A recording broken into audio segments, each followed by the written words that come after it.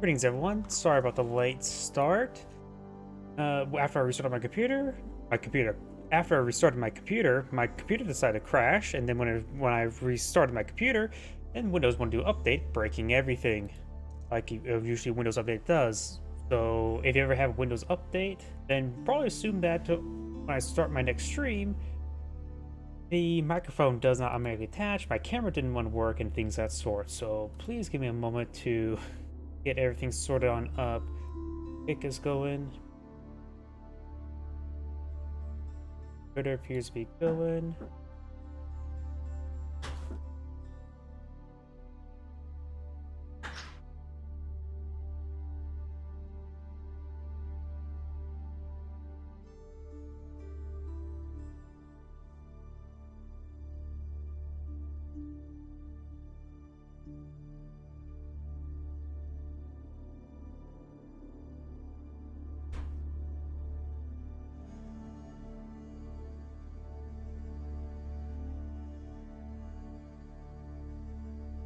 And immediately as I start the stream, somebody's knocked on my door.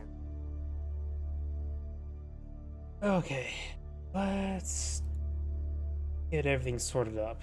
Today is just not a good day to start a stream, is it?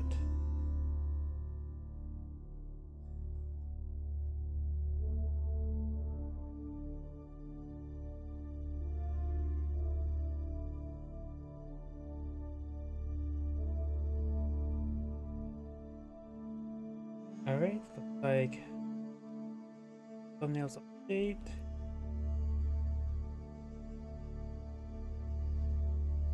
Rumple's going, Twitch is going, looks like everything's going here. Let me double check my other computer. Yeah. Looks like everything's going good there. And now let me find a replay to actually start going. Sorry for this disorganization.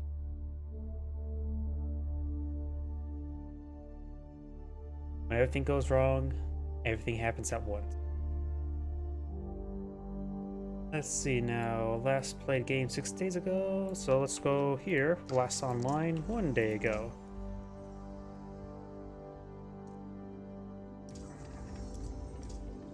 Hidden, so that's not a possibility.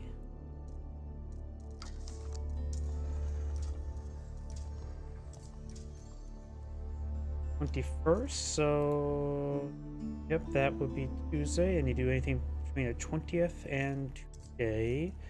So there's potential some replays here. 28 minutes.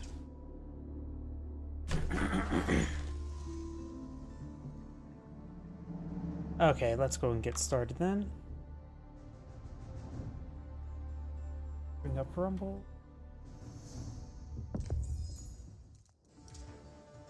Greetings everyone, and Great here with another HBARS 4 replay. Spawn top right side as the Order of the Dragon. We have Vortex. Spawn bottom left side as the Yellow Japanese. We have Lucifero N7. Of course, with new civilizations, I don't know all the advanced capabilities.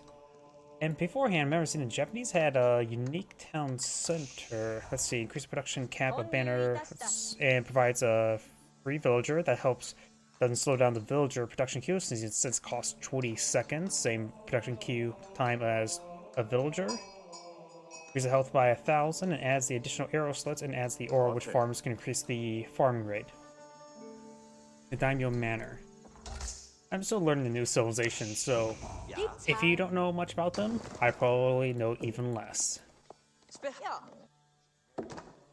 If you know much more about them, then I definitely know less.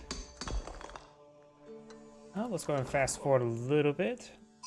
Order Dragon, of course, has the heavier, more expensive units, small elite core of units. Japanese have, you know, I really don't know what their specializations just yet. They do have a very unique slate. They do also offer more melee attacks, better access to the blacksmith, as well as variations of the farmhouse as well. Increase the max population and villagers drop off food in its building, constructs technologies to improve food gathering. So it's like a hybrid mill and farm. That's what I'm thinking of. Man, I'm just completely out of it.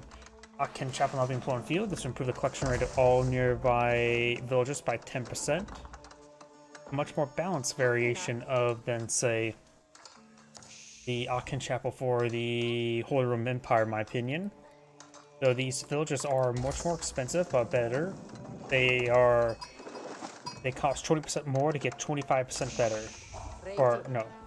Yeah, gather resource 25% better, so relatively equal. My screen just blink. I think I'm just going crazy, or I'm going crazy.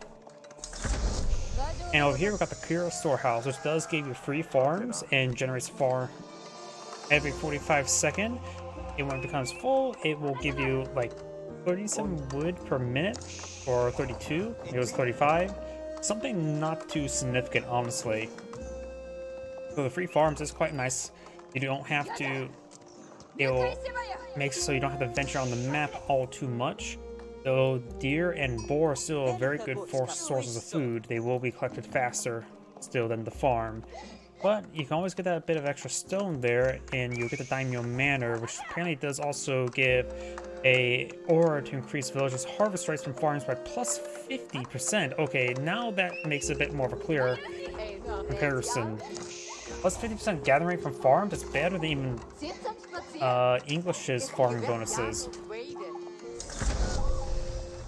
And this will combo very well with the Kira Storehouse. We've got the first farm over there. He's going to need a bit of stone. He's collecting, or has a forge next to it. Not necessarily for stone, but he is going for a second town center. The primary or secondary town center is going up here on this deer deposit as well, so both sides are eyeing for a bit of deer. Neither side supply on any military units, nor have production structure for one, so let's just keep the faster pace. The Daimyo Manor has been researched. This increases armor by 2, adds additional arrow slit. Fire armor plus 2, so this is where you get the rocket arrow for defense, which is a very powerful defensive emplacement. Can regular outposts get fire arrows, or is that just the castles? Survival technique is now researched for, I forget which player it was. I think that's for the Japanese player. They are rapidly being seized. Can the additional town center be upgraded to? Yep, it can be upgraded to Daimyo Manor, which increases the health by plus 1,000. So it doesn't still have less base health than the primary town center, but still, extra health in Daimyo Manors can be very useful. Additionally, they don't have access to an age 3 keep. They do have age 4 castle. And we do got a mounted samurai engaging way. We do have the, or Umar Bannerman, I should say. They cost the same amount as mounted samurai. They do have, I think, the same strength as a mounted samurai as well. They do, of course, they have the deflective armor to get the block 1 attack. So the arrow slits are actually a bit more effective than, say, a spring gulch. We do have now walls going on up to stop the relic to be claimed, but blue does put a scout there. So honestly, Order of the Dragon can claim relics just as easily as, say, another civilization. So raiding this cathedral still allows them to get access to free monastery, if he so chooses for that. I just realized something as well. If the Bolgraf Palace still gives is being ×4 ×5 barracks, that could be basically the only barracks that the Order of the Dragon players ever need. Because their stuff is so expensive, they don't really need a whole lot of production structures. Got some economic text being pulled out by the Order of Dragon. The Japanese players not gotten any economic text.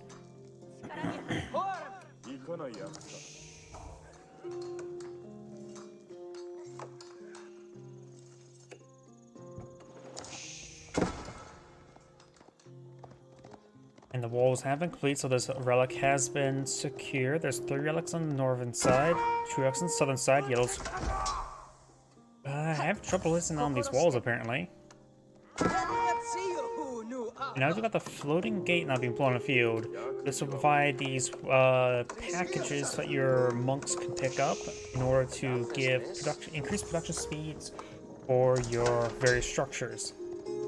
It's more of a micro-intensive landmarks, but It's okay, in my opinion. Nothing too spectacular, but not too bad as well if you can spend some APM on it.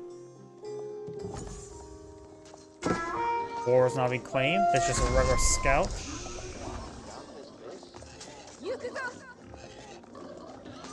And the boar does go down. 8 villagers nearby to clean it up. And now you have this mill going up as well. Order of the Dragon's villagers are much more healthy, and now they're at nearly 100 health. Reganese Cathedral is being built right here. That's the Tor Gate. Yeah, you cannot, or the floating gate does not give you access to build monks from it. You have to build the Shinto shrine here, which will give them access to the Shinto priests.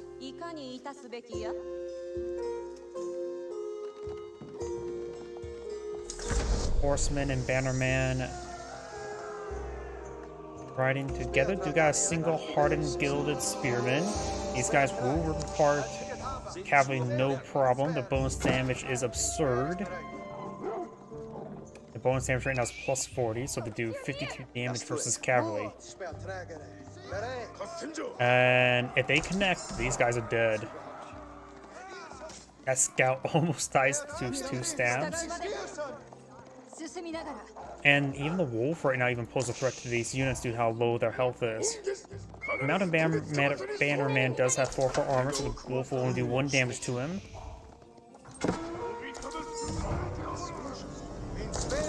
You have a prelate here, does not have access to inspire ability, and he does have outposts here as well. Mounted Samurai not deployed on the field, which are good Lancer variants. I think they are damaged. The charge attack seems higher versus regular Lancers. I think they're a little bit more expensive as well.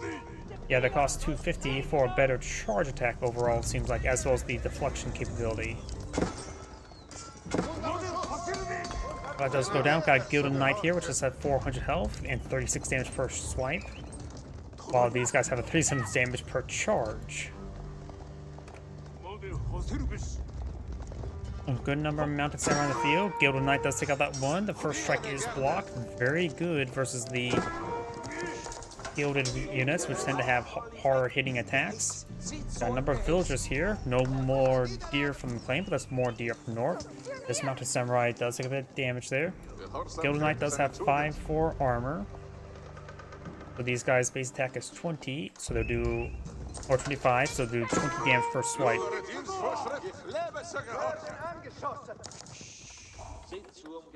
So take out 10 strikes? No, 20 strikes to take out a Gilded Knight.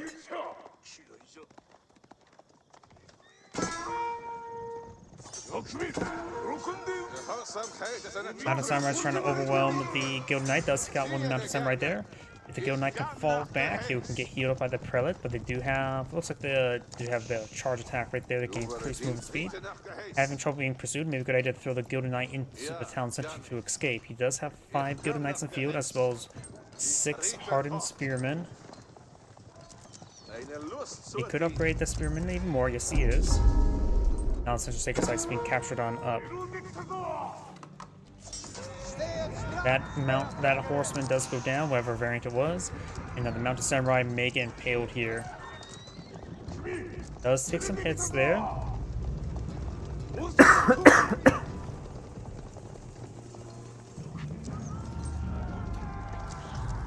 And these spearmen now pursuing these Mounted Samurai. Does take out one of the villagers there. Good engagement there, but the charge attack does get blocked by the Samurai. This one Mounted Samurai will be wiped out. Yep, the Aerostats do pick him off. And now going for some veteran Yumi archers.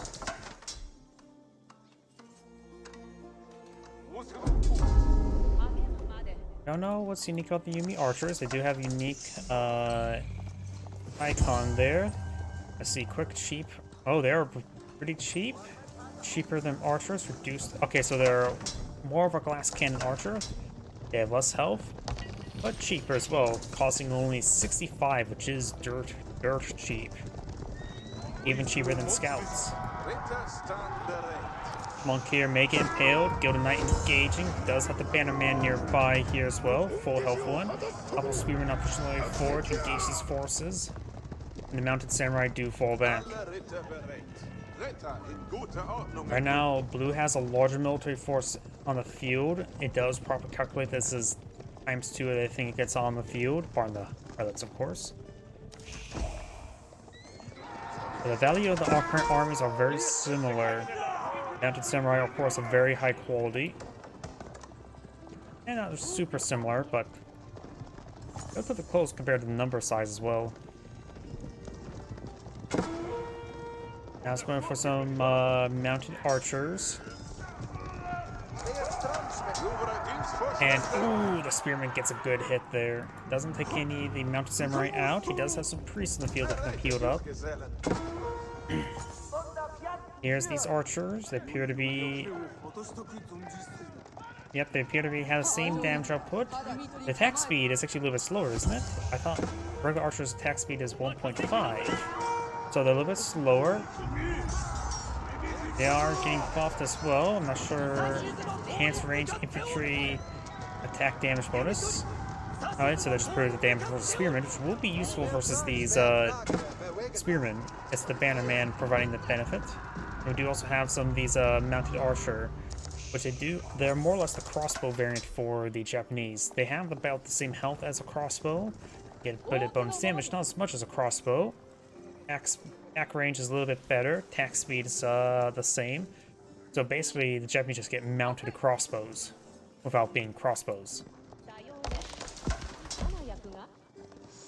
The cost of them as well is 140. I think regular crossbows are 120, if I remember correctly, or they're 100. And now I'm trying to second guess myself. Usually when you get to the point of crossbows, you're trying to spam put them out. You don't really care about the cost, just if you can deploy them.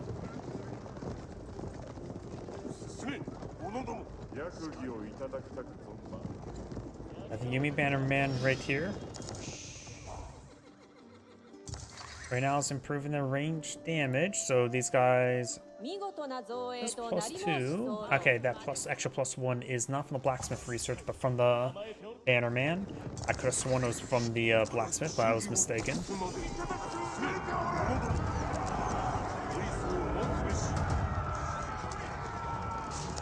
And the Mounted Samurai here looks like will be picked on off. Just peeling off one Gilded Knight to pursue the Mounted Samurai, very good. We now have some various research not being plotted out. Does take out that Mounted Samurai before it took out a villager.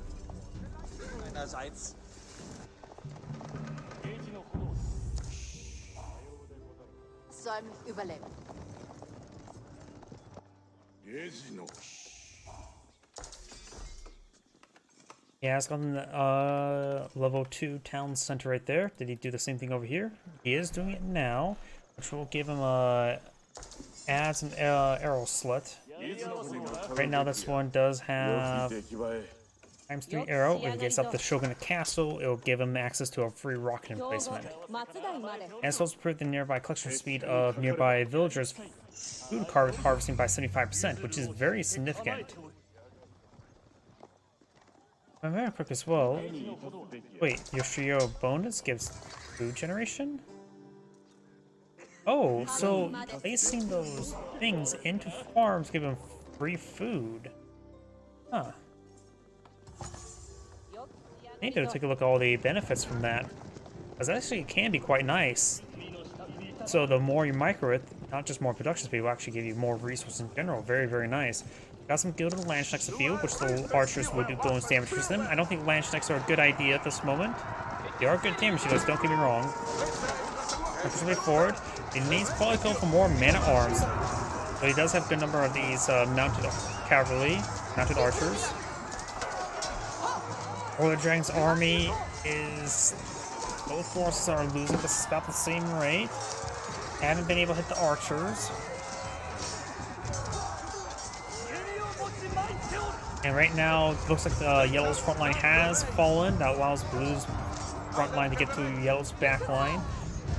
On the microwave, these archers do not have much health. 70 health is very low. They will get two-shotted by these Gilded Knights, which is very different than archers taking 3 shots, which means they will disintegrate. More of these veterans are now pushing forward. Very good. Does get some great damage from Gilded Knights. And right now, the Order of the Dragon player just needs out some archers of his own, honestly. These mounted archers don't have any pierce armor, so getting his own archers would be perfectly fine. Got some lance necks pushing the way forward. Man arms wouldn't be half bad, though these guys do golden sandwiches heavy. Does actually have some Regal Horsemen mixed on in as well. Regal Horsemen, or Gilded Horsemen I should say, it would be very effective in this engagement as well. Right now they have 6 pierce armor. These guys will only do 8 damage, so they only do 2 damage per arrow. But it does go down there. And these horsemen, they do bone sandwiches range, not ranged infantry, but just range. So they will do bone sandwiches, these Onimusha. So going for more horsemen may be a better idea than going for heavy units. Still also impartial towards the archers right now. He's going for the Gilded Archer Research. Very nice.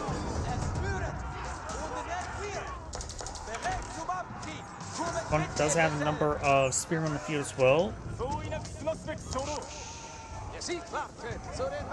Prelates getting hit. They're not gilded prelates. And that's the fun. Some own archers on the field. They do have a good range as well. He has some lance necks mixed on in, but he is picking off those lance necks one at a time. I think he is focus firing down the lance necks first, plus lance necks push forward like that are pretty easy pickings. Let's push away. The Townsend is now firing arrows. Arrows are nothing too special, or special at all. Horsemen now trying to find opportunity to get the range units. The spearmen getting focused down by the Gilded Archers. Very good. Those spearmen will disintegrate to the Gilded Archers. The horsemen just simply not here in large enough numbers. It's slowly getting fell down. His crossbow variants do have good base damage. But the punch with the high heavy armor horsemen not half bad. These good archers, they have improved attack speed, don't have exactly improved base damage, so they will take a number of shots to take out those enemy archers. And also range armor will help counteract the higher attack speed as well, a bit more than just getting more damage. Horseman gains some good gains there, more mountain samurai. Yeah, I was pushing some spearmen here as well. So it's got a number of Yuumi archers on the field. Try to push forward with some more gilded spearmen as well as some Landsknecks to engage these forces. Landsknecks are being focused down. They do have good movement speed. So he's going to charging forward.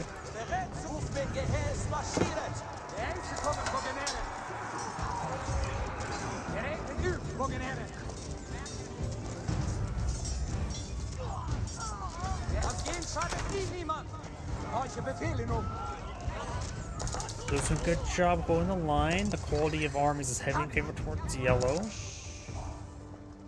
And now it's starting to pull out some veteran samurai. More horsemen, more gilded horsemen, more spearmen.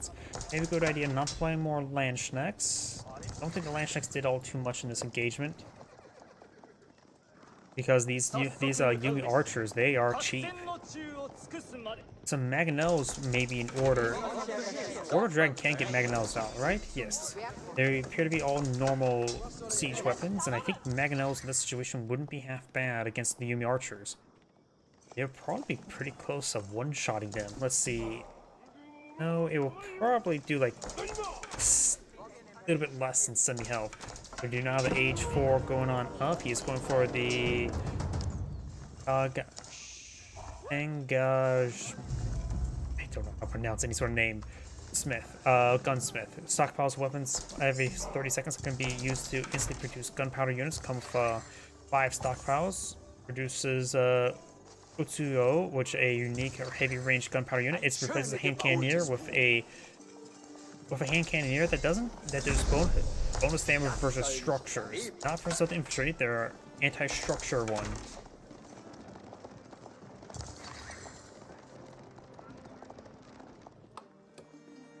And these hand cannoneers have been pulled on the field. Getting 5 free hand cannoneers upon aging up is very good. I see here, this takes up 1 supply, this takes up 1. It takes up 3, 4 each of those. They're also more gold intensive. I wonder if they do AoE damage. And their base damage is, well, getting buffed nearby, doing 40 damage now. Archer's now engaged, they have good attack speed there. They need to focus on those hand cannoneers. He is focusing the hand cannoneers down with these horsemen.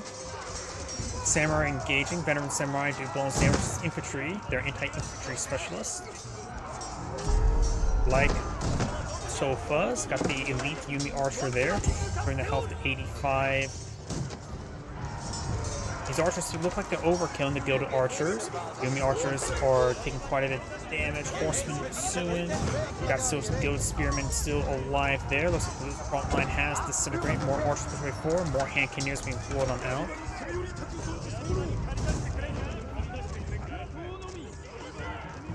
Their range is also 6.5 as well, so they have very good range. So they can stick in behind the back line as well. Their attack speed is significantly slower, looks like, than regular hand cannoneers.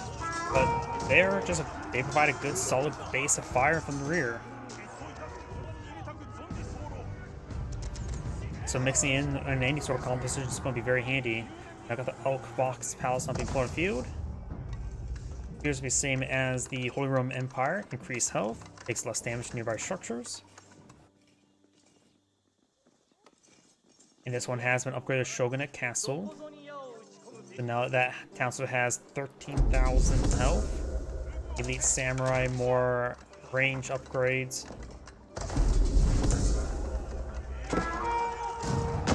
And some of these villagers getting hit. If he's able to hold this up, there we go. The Elkbach pass is complete, getting some good damage there as well. Landschneck Spearmen push way forward, and now pushing the way back. We got army of 51 versus 66.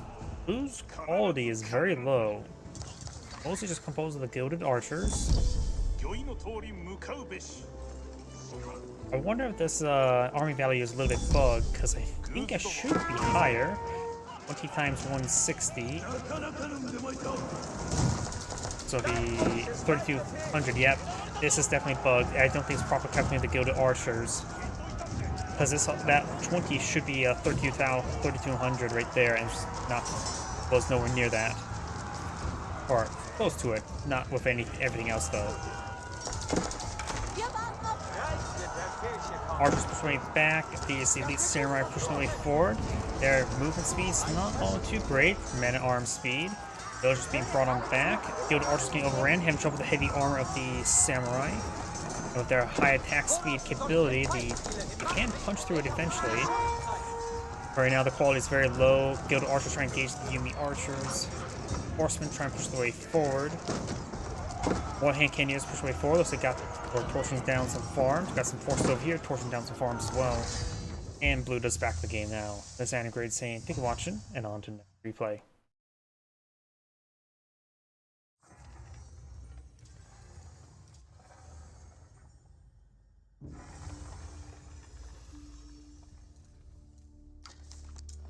Let's see now if there's any other good replays.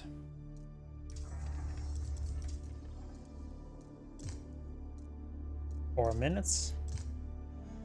21 minutes, we could do that one, maybe a little bit short. 14. 15. And I mentioned beforehand, anything be after 20. The 19th is things are approved. So let's do this one, then move on to the next player.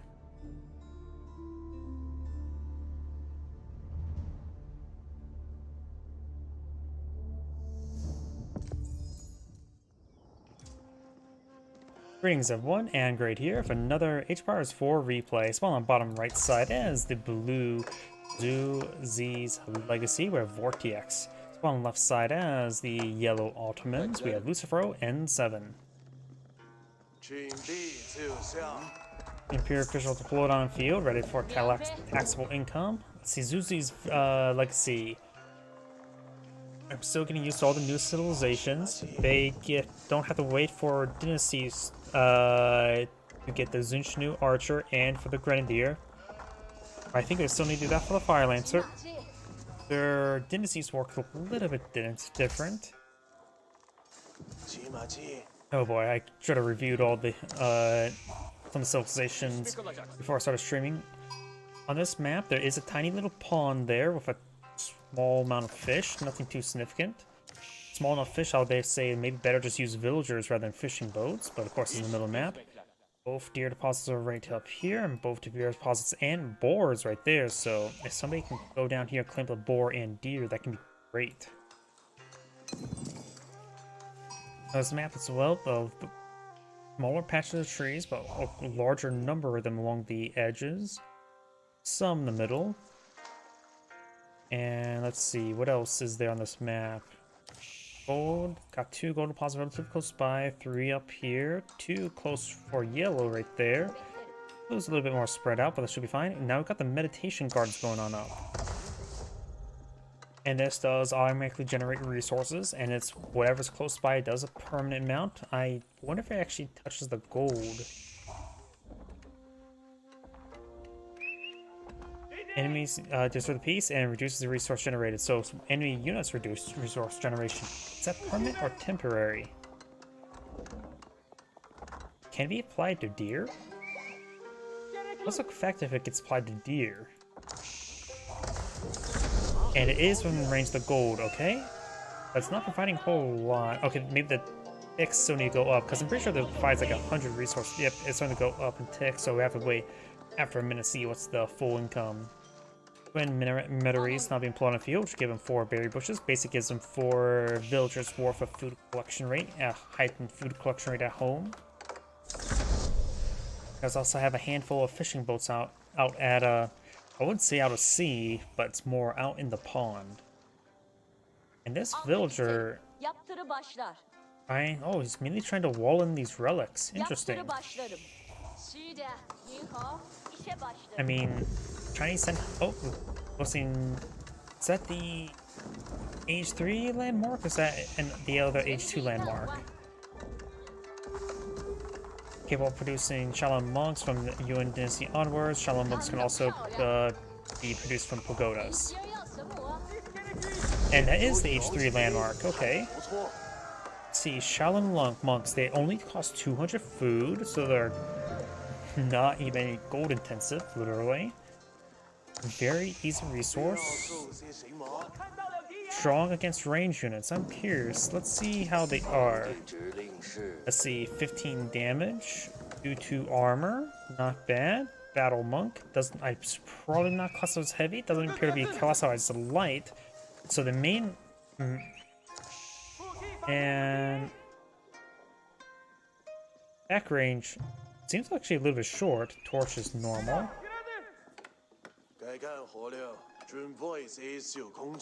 I suppose that's the same as other attack range. It says strong versus range units, but I think just because it doesn't receive any multipliers from range units, making it innately strong versus range units. Attack speed is quite high, attack damage is good, so it will beat Spear in 1v1. They cost 200. Let's compare to the mana arms, I guess. Their DPS is higher than mana arms, so attack speed is actually very high. It says here, would reduce income if the enemy nearby. May discount scouts. Enemies with 9 tiles reduce the gathering rate of which are generated. Interesting.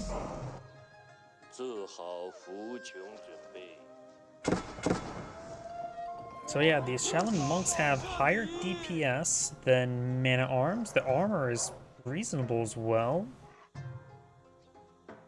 Nothing comparable to mana arms, but still. Going for a good number then wouldn't be half bad. They do also still have a torch attack. I don't know why. I think Shaolin monks are punch people, but they have a staff for that. The bow staff. Try and go for conversion here. Oh, the sound effect's different as well. I wonder if that's a difference in something. Sipahi has 12. It will beat a Sipahi in 1v1 combat. So he can't defend himself. We got another Shaolin Monk here. Keep the other Shaolin Monk near the Shaolin Monk. Sipahi, of course, 160. These are 200.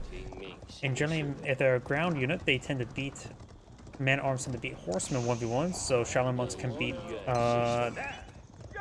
Sipahi in 1v1. They do have attack speed of 1.75. These guys attack more than twice as fast for good damage.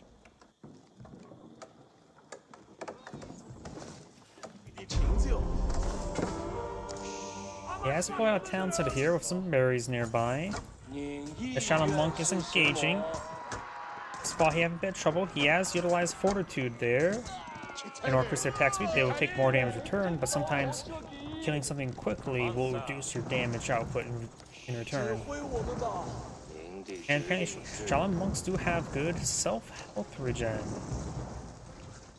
Wait, they have an even ability reducing damage, range damage by 50%. Okay, that's another reason why it makes it a bit more anti-range. The fact they have ability to reduce the range as well. Not only they don't have an armor type that archers do bonus damage against them, they just simply can take less range.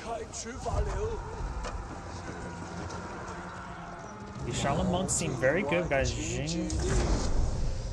the Zhang Tower. Not sure what that is. It's Imperial. Yep, that's the alternative. It's the H2 landmark. To receive a unit at the tower whenever a barracks, archery, or a stable is complete. Receive a free village from town center is complete. Small mortal force multiplier. Viewed as like a fancy way of saying terracotta army. Shaolin Monks still trying to torch down this palisade wall.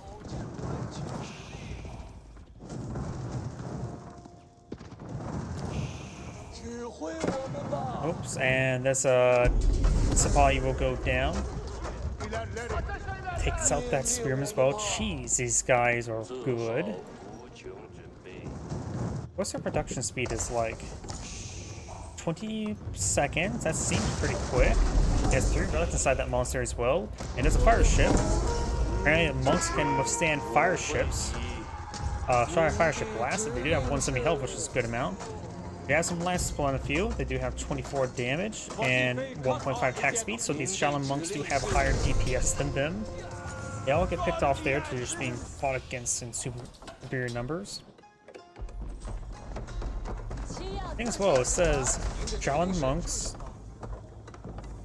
unique monastery, and one from Yuan Dynasty onwards. Shaolin Monks can be produced from pagodas, so if he gets a Yuan Dynasty, he can mass-produce Shaolin Monks.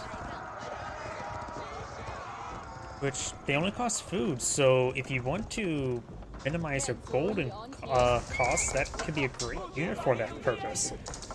There's also a standard like religious health 40 plus 40 right there, which wouldn't be half bad. Not sure how well they hold up in Feudal Age, but the fact they only cost food, they can be a great alternative to Mass Spearman Archer. In the mid game they seem good, in the extreme late game they seem good. Maybe in the late game they will fall off a little bit.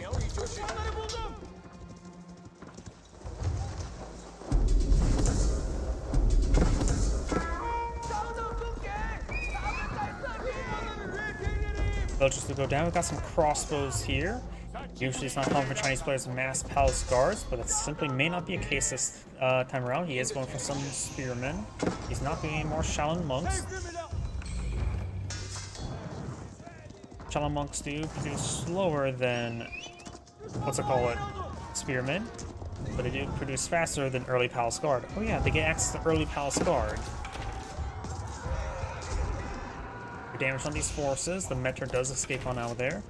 And let's see what Vizier the Ottoman player has went. He selected the Field Work and Metra drums. Most times people go for the extra military school sooner rather than later. And those units do go down there. The Lancer's moving around. We do got this Imperial official here trying to supervise a collection of the deer. And the local doggo is getting some bites. Not a lot of fish is remaining, only 20 fish in the pond. And that's it, that's all the fish down there, so these fishing boats are now worthless. Or soon to be worthless. There we go. Now they are worthless because there's no more fish remaining. So if he needs to free up some population, he needs to delete them. As right now, they're going to do nothing. Maybe 4 fishing posts is too many. Maybe 3 would have been adequate, just so that's a good number to beat Garrison Docks. But even then, we got multiple granaries now going on up, which will be good for our food collection as well, for more Shaolin monks.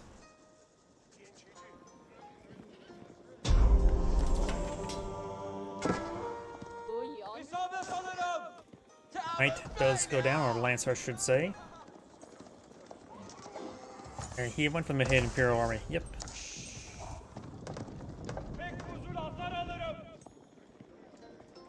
Arzun nedir?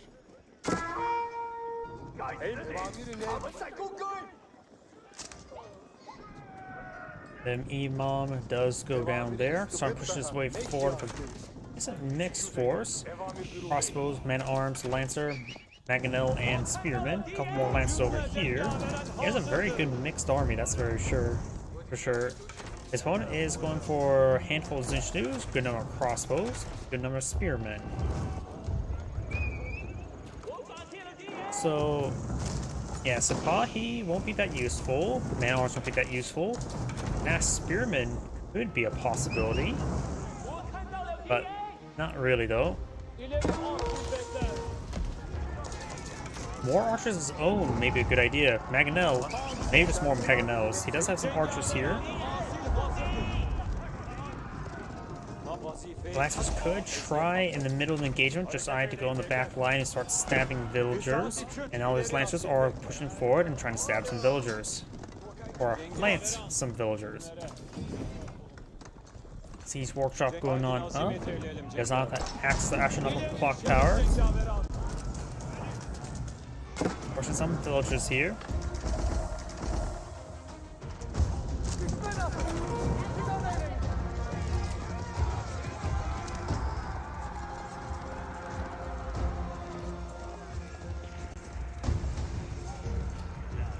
Lancers will be pursued to the ends of the earth, which is located right there. Yellow's now breaching to his opponent's base. Not a whole lot of spearmen in this region. Oh, there's more spearmen there. Mangonel needs to set up and start hitting these spearmen. That's, I think, the biggest threat to his army right now, the spearmen. Archer need to focus on these spearmen over here to save his Mangonel. Mangonel finds a very good hit there on these units, and not going to be focused down. He's actually being hit by these forces. Fires another shot there. It was a decent hit. Not a perfect hit. And Canadian emplacement could try hitting the Mangonel. It only has 20 feet range armor, and it does have 26 base damage at the moment. Mangonel does go down there. Yellow looks like he will lose his army. There's a number of crossbows here, so these man-arms won't push all too much. Archers gets good damage there.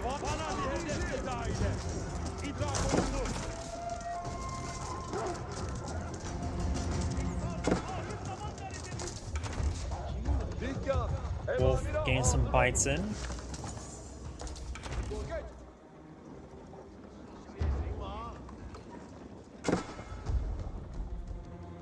And looks like Yellow's now going to claim up this deer. Blue's already claim up this deer. This deer is untouched. And so if Yellow's claim up that deer, there's plenty of deer for him to claim down south. Right now, Yellow does have, or Blue has a very good number of villagers. He does have second town center. Yellow does not have second town center. And his Vizier right now has gone to extra military school. He will have 2 more Vizier available. Fast training is usually a standard one. And then Trade Bags, Advanced Academy are probably the 2 ones he'll have to debate between. He does have the southern side of the map somewhat secure, so this trade post is one of a sphere of influence to set up a good amount of traders. Looks like Yellow's going to try to end the game now. He is going to pull out a forward keep. Yellow does, or Blue does spot this. Doesn't have siege engineers with up battering ram. Yellow's army here is not too significant, but I think it's enough to keep all the keep to go on up. Vizier is now available. He does have a good amount of archers here to counter his opponent's force. And arms here will hold the front line long enough for the archers to engage. Keep still being plotted out on the field. The town center is hitting villagers, and the keep will be deployed. Ortiz workshop, some handful of battering rams in the front line. Maybe a Mangonel would hurt. Mangonel next to the keep would be very effective. He already has a spring gold there to engage any sort of battering ram. Right now, this meditation gardens is providing, it looks like 120 resources per minute, 124.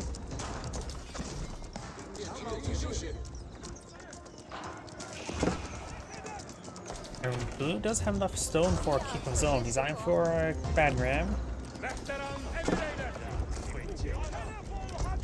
One villager does go down there, very nice. Both sides have killed off a similar number of villagers. Aaron's trying to engage, good number of crossbows hitting him. It's finding it's mostly an archer force, however. Nearby metal increases. He's going for range armor. Against crossbows, maybe better go for attack speed. It's hit harder, but slower. A couple villagers do go down there, very nice. He is going for a Mangonel, multiple Mangonels. I would say a veteran after that would be very useful. That's going for his veteran Zinchnu research. He's going to get out some of them to engage the archers.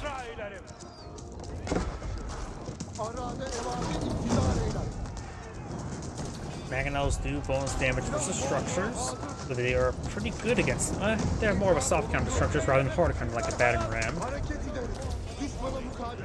But they are hard counter to these archers, or crossbows I should say.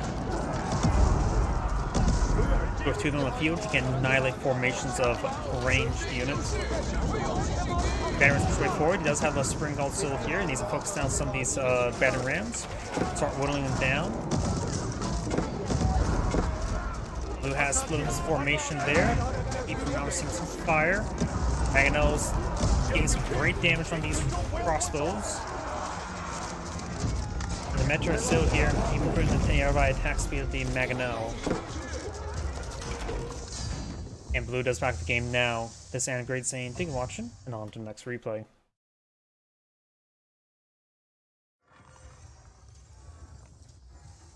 Let's find another player. Online about 4 hours ago. That's hopefully means he has hidden. We did cast a replay with him recently, so I have to make sure not accidentally click on him. Nope, he is currently hidden.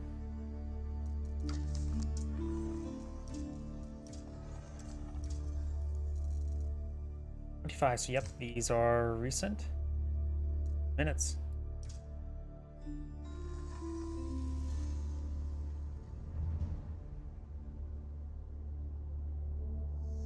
Huh, a mirror matchup, not a mirror matchup.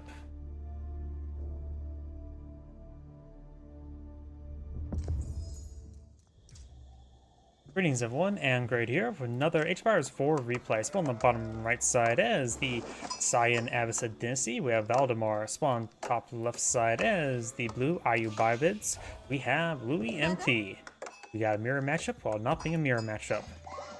This variation of the map has a bunch of deer out in the middle of the map. Small deposits, as well as some fishies. Both sides trying to claim some fishies here. Actually no, Saiyan's going to pull out barracks to engage his opponent. I still don't know the uniqueness of evolving Ayubides, but the Abbasid player will be able to get some spearmen out. These research seem all the same. Navies tend to be a bit more stable among all the civilizations.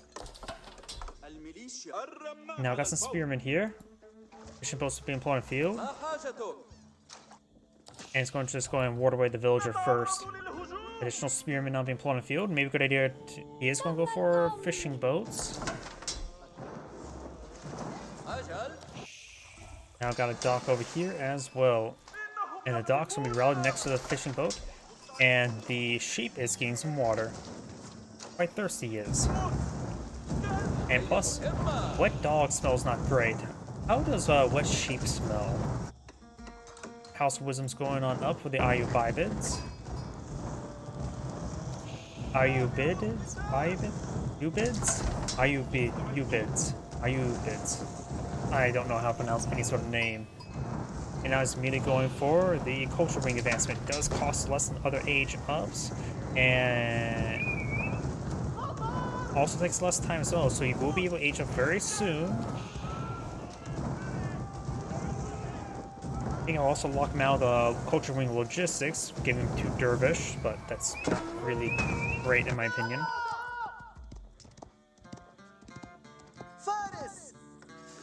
No House of Wisdom just yet, even for the Abbasids, so... Okay, he does have enough wood, or had enough wood to get out a House of Wisdom. This location has, that dock has been torched down, he's getting some of his own fishing boats, he's very far from aging up. And his opponent? Can't really need to fix that, so we can see it up here. Has advanced the next age, and now he can start pulling out some of his own assets. We do have an archer range going on up,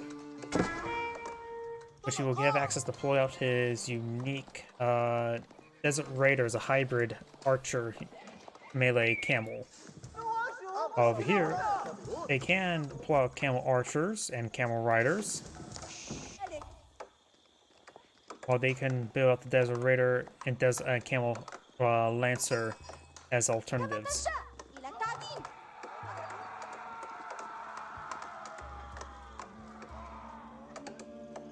السهم مشدود. استعدوا جميعا. مستعدة. جهزوا رماحكم تلك.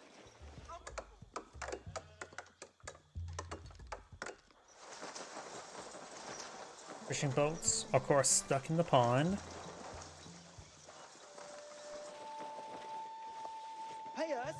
Got some archers now being employed on Eld. He can plant them next to these fish boats to force them into the dock. And of course, he's still age 1, and he's going to be very far age up. He still needs a bit more gold to even start aging up. They need to go with the military wing to get out the 2 free spearmen and archers. And he's going for the military wing. Doesn't have the Golden Age Tier 1 just yet, and his opponent does not have it either. Needs one more structure for that. There's just one more structure. Give him plus 10% resource income. Not as powerful as the Abbasids, plus 15%, but it's still pretty strong nonetheless, having plus 10% for collecting all resources for his villagers, or simply doing what he's going to do either way. There's plenty of food in the middle map in form of berry bushes as well as deer. There's a large amount of food on this map.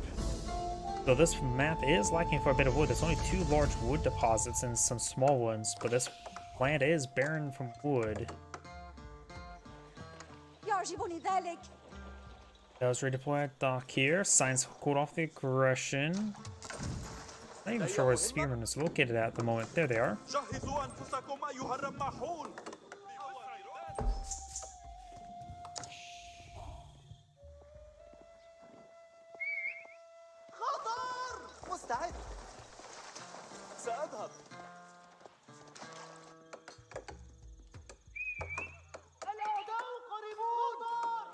Right now, he has 3 archers spawned in the field, not really eyeing for anything else.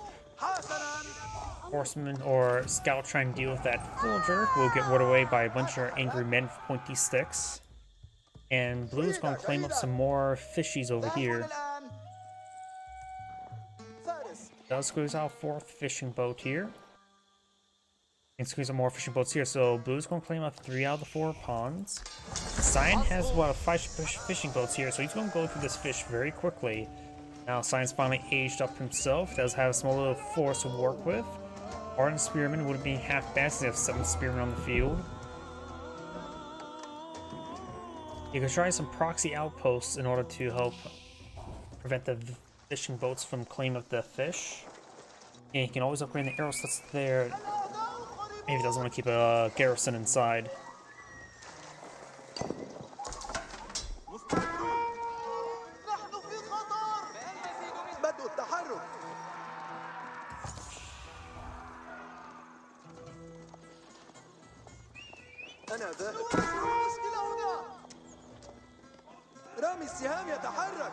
He's going to try torching down the dock now. He uses a couple archers to ward away his opponent's archers. He does, of course, have boot camp, giving him additional health, while his opponent does not have access to that, so Cyan's units on a 1-1 scale are superior quality. أغير الموضع. أنا ذاهب. Of course, you can't go for phalanx over here. No unique research for the Ayubibids. لدي مهمة.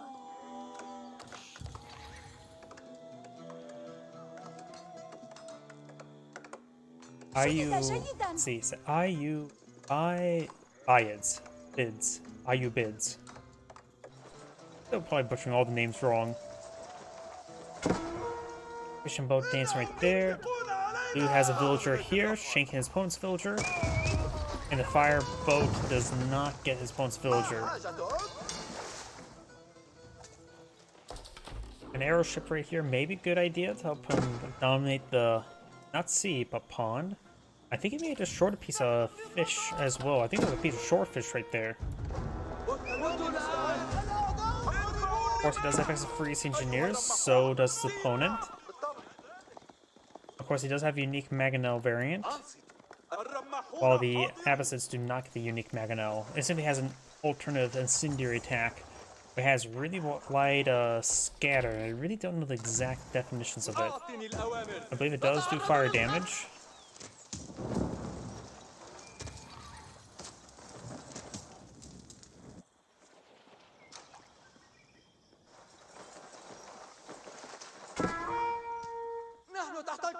Archer taking some damage there from the fishing boat. I think the dock can spawn into the brush.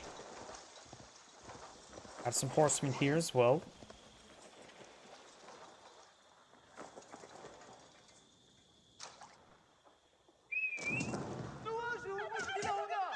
And we do have another town city here deployed out by the Ayubibids. Archer does go down there. These forces do patrol.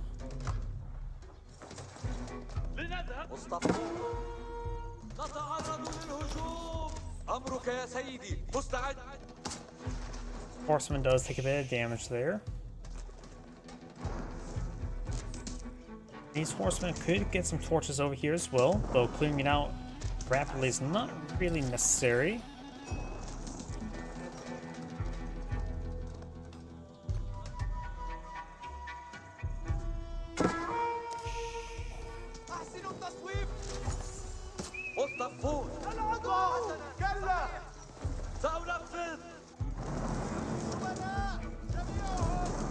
Dock's taking a bit of damage now.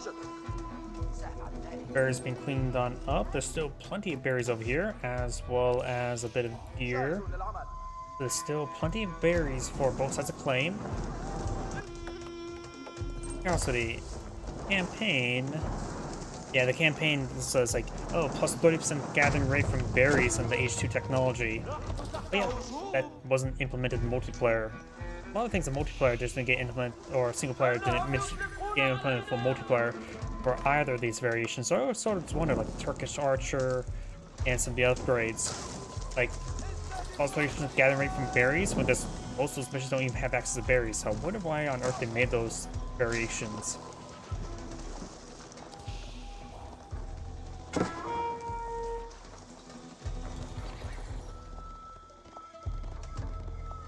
Forces grant additional 100 food. Cavalry units can construct siege weapons like Mongol campaign Mongols.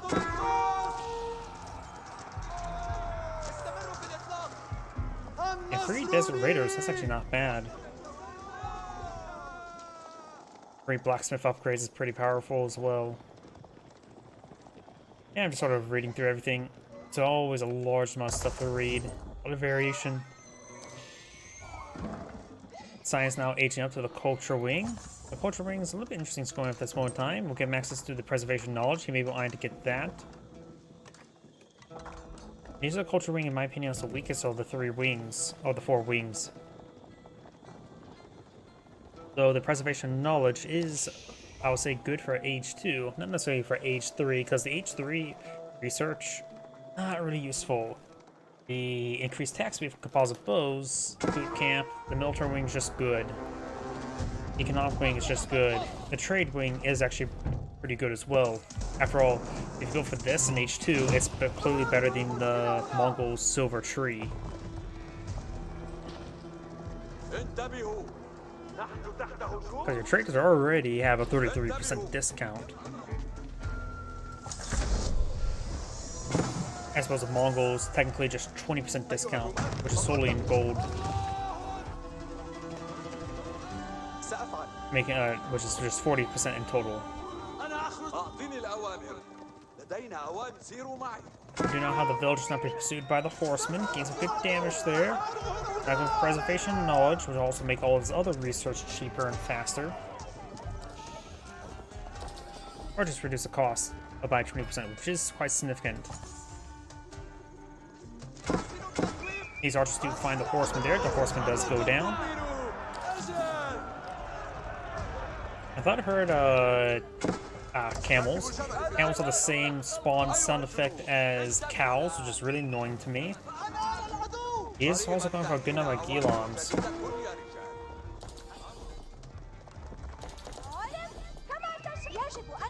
You can still, Ayubibids can also pull out Gilams. These villagers trying to pursue. He has a good number of archers here, but they of course can't get composite bow. House of Wisdom's now going for the economic wing, giving 8 villagers, and as well as 100 orchards can also have more food capacity. There's a good number of berry bushes in this field, so he can good use of that. Veteran does clean up that dock there, denying that food income. Camel Archer needs some good hits there. The Camel Archer does do bonus damage versus light melee like archers. And Arrow providing some good shore bombardment. Getting some great damage on those forces there. Maganel, however, gets a good hit there onto the Dao. And the Archer should be able to finish it off. Archer ship does go down. Horsemen try to pursue, but there's been no spearmen and archers must reach and stop those forces. But the Gilams not pushing forward. They do have their increased melee or range armor, so these archers do 1 damage each to them. It would take a bit of time to correct that. Gilams getting some good damage here. Spearmen out in support.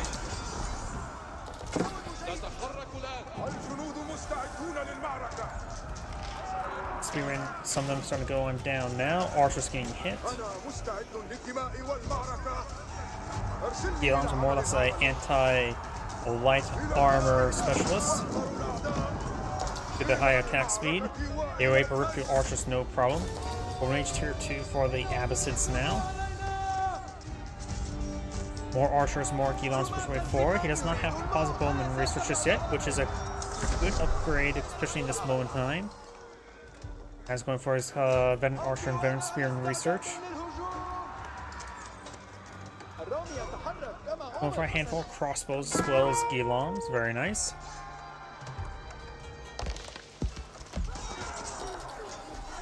Spearman trying to engage the Gilams without quickly getting overwhelmed. Now his opponent's archers now push way forward. He could try eyeing for a battering ram or 2 on the front line in order to start cleaning those buildings. Gilams trying to pursue these forces. Slowly being whittled on down. This wounded Gilam has 7 health remaining. There's the veteran spearman research. Veteran archers also been researched. Then right now they're doing 9 damage. These Gilams will now take much more damage. 3 damage as opposed to 1. Or, yep, 3 damage. And now we do actually have the rare medical center upgrade being put out by the Abbasids. He's going for a proxy keep, so he's actually going to make good usage of that, or potentially make good use of it. He's having trouble keeping his villagers alive, though they're not actually getting focused down.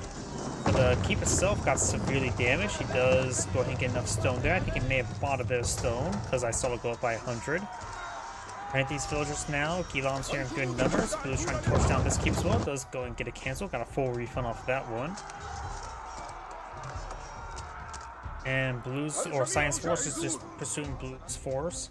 And these villagers may move around and get another possibility of engaging. Runny's at a Golden Age Tier 3, increased production speed and research speeds. 50% increased research speed? That's actually quite significant.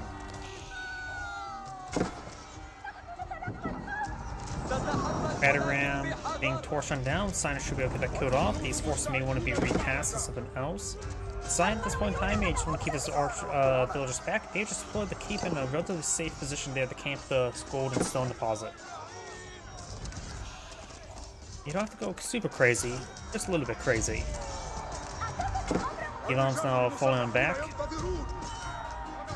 And these villagers have fully fallen back. There's other torches out, so they're still being ordered back, and now got to keep being put out here and being delegated onto the berries. Sign just falling back. He currently hasn't been doing a whole much at the moment. He has a bit of food and gold to work with, but he ran out of steam. His village has been retasked and been moving around, so maintaining less income. Got some dervishes now on the field trying to claim some relics. Science picked up one relic and has claimed one relic.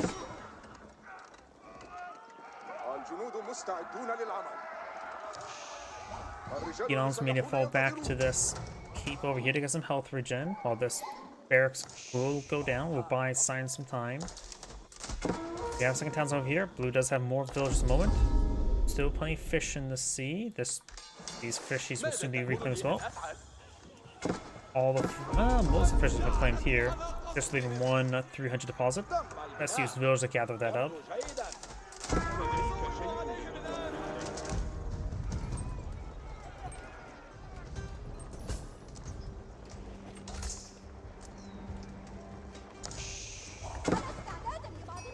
Has a sizable force here, and these men are Gilons who can set the town center and just use it to fire away. If you can't exactly win a fight, you could just simply make your opponent lose the fight.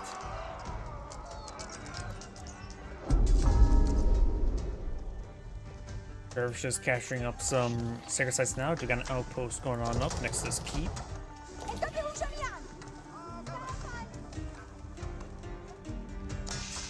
Go try to claim up some of these deer as well. I want to see the one there. There should be 3. I see 2. Ah, there's the last one, or that's a different deer deposit.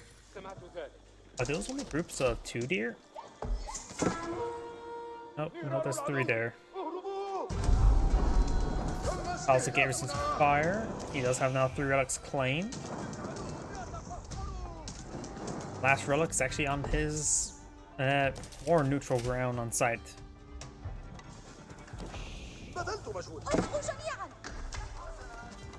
Who's trying to pull out forward outpost there. Sign does spot that. Elon's pushing forward. Got a single horseman, 2 horsemen here for defense. Townsends only have 7 population garrison space now, so they can't store as many villagers. Gilom's not pushing forward into Gilom's. Magano finds a good hit there on the archers.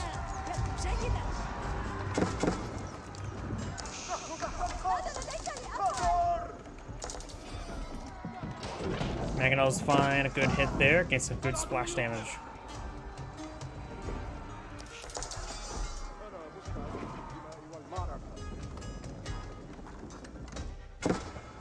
Blue has breached over here.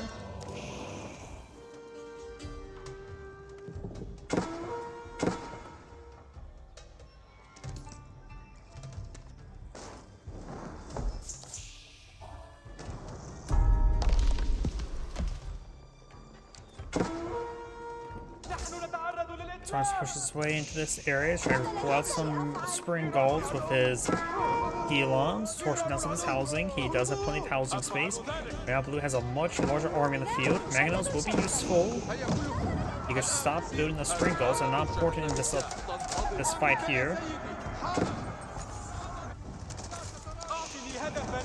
Archer ship getting some good splash damage on the crossbows. And now the spring gall is going to finish him off as well.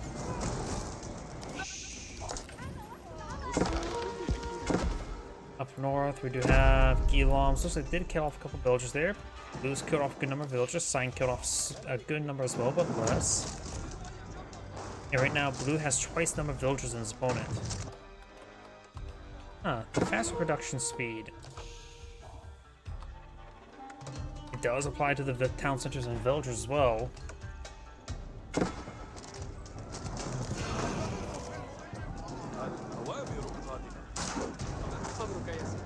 Does get a hit there on the battery ram. The mosque may go down. Magano finds a good shot. Gets a nice good shot there.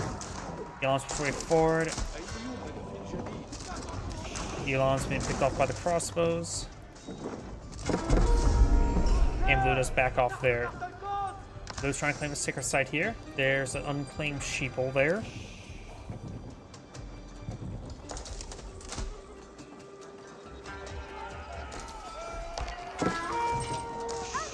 And now we got all these villagers here idle. And starting to see some fire there. Trying to pull out some farms over here as well, but this area's under siege. There's only one Mangonel here. The Mangonel needs to get over here as soon as he can. Another Mangonel put on out. Very nice. Does keep us on the map there. Secondary town center does go down. Yeah, Science not looking like a good position there. Blue has nearly twice the villagers and has a very good amount of reserve resources.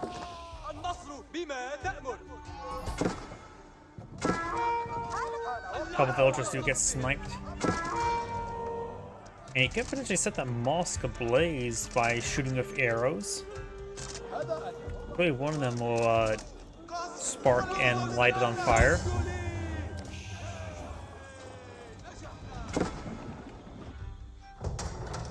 Keep still here in a good position, but however, now we do have a counterweight trebuchet trying to displace it.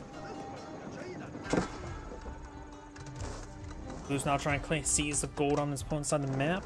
If you look at here, gold deposits all spawned on his side, while Science spawned all over here. So Science got a little bit unlucky on the gold spawns. So now all the gold is being locked down by Blue. And the trade post is here. He tries some sort of short-range trade post stuff to get some gold, but it's still probably not a good idea. IU Bibids has nice next age, got something for one of the wings. I wasn't paying attention.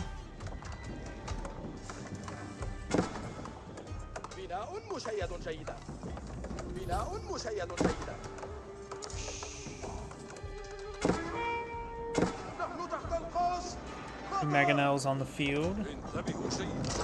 Finds good follow there. Does have one small advance forward. He has 5 in return. He has his counter batteries available. Spring Guards don't get overran. He may still keep the Spring Guards in front line with some fire, but they're getting overran, and Sign does back the game now. This is Angrade saying, thank you for watching, and on to the next replay.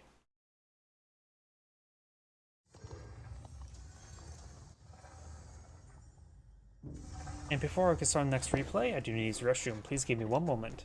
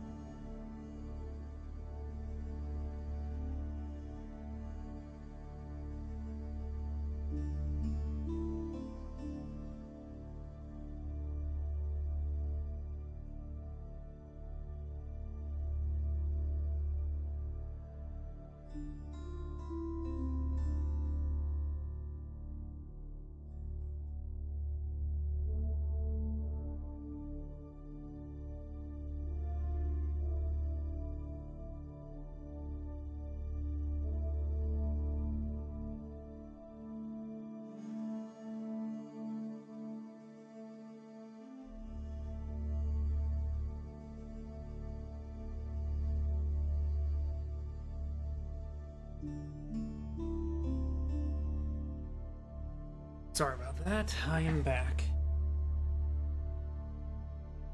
Let's see now. Pretty sure still more replayable. Let's see. Last one we just did. That one's too short. That one's too short. That one's too short. Could do that one. 20 minutes. The minimum I like to do. 20 minutes. We could try this one as well. Oh, that's a pretty good length one. Oh, let's go ahead and do it.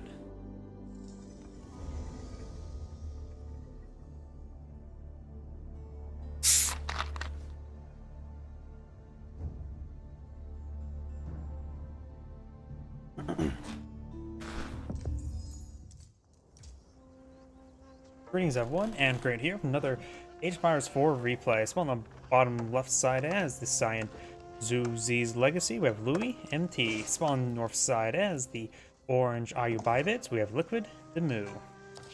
ماذا؟ Let's see now. The Ayu Bybits do have access to the Desert Raider hybrid camel unit.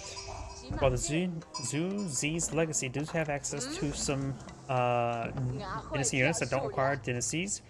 Does the early Palace Guard require a dynasty? If it doesn't, that could be very good in this situation.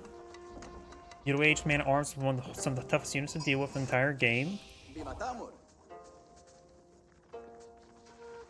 سأصطاد. And we do have the Culture Wing advancement, but it takes less time and costs less resources. A 250 resource discount, that's a, what, 600 base amount, so 250 is like more than 33%, so like 40% discount.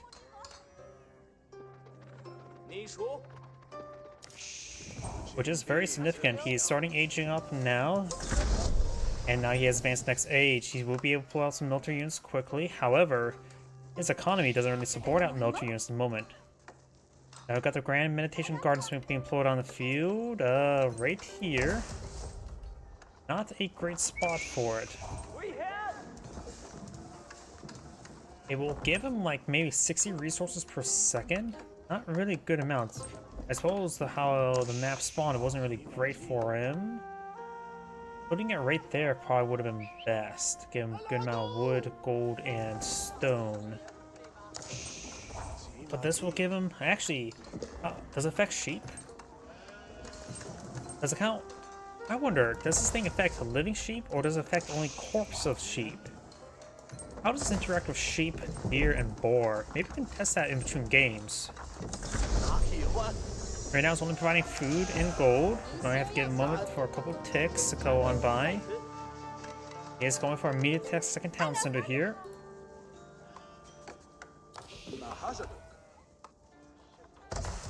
Let's see, he also does touch a couple trees, giving a pathetically small amount of wood income. But right now it is providing 40 food per minute and 30 gold, so it is providing a decent amount of food and gold. Nothing too significant, but a reasonable amount. And now he's got an eye for an age up himself. I see the Shaolin monks are really good. What's the other landmark the Chinese or the Zizu's Legacy can play on this age? I do not know. He is going for Shaolin Monastery, which does give him access to Shaolin monks. If you have SU and Dynasty, Shaolin monks can also be produced from pagodas. Shaolin monks are a 200 food melee unit specialized in fighting archers, but overall being very, very good melee units. They do have 2-2 armor, 170 health, and 15 damage at 0.75 attack speed, so they're better than Man-at-Arms. Of course, they're more expensive than Man-at-Arms, but they are very good melee units. That's going to take an opportunity to start seizing some relics. His opponent does pull out Horsemen. I've always said that Man-at-Arms do beat Horsemen 1v1, but this guy, he will defeat a Horseman no problem. You just have to kite him around, just annoy him, try to get some free shots in. Except for Relic there, you can always try Conversion Ritual as well. Let's get good damage here. Now we've got Camel's not being put on the field. This is a Desert Raider. I go for they have their own unique Wulu. At least sorry. And it does drop the Relic there. He's trying to run away. That he can use the body of iron there to reduce the range damage from the Desert Raider by 50%. Desert Raiders have 5 melee armor? What? That can't be right. Why does Desert Raider have 5 melee armor? Did quite a bit of damage there. Lancer's not gonna be good. In melee mode, they do bonus versus cavalry, so using horsemen and lancers against them is not great. He may need to go for palace guards, honestly. He's still currently the Tang Dynasty.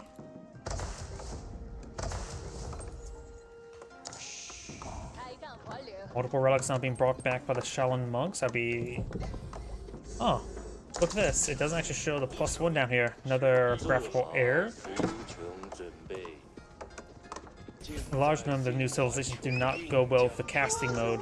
Now I got the Xinjiang Tower, which is a tax drop-off location, as well as when you start building structures, you get free units.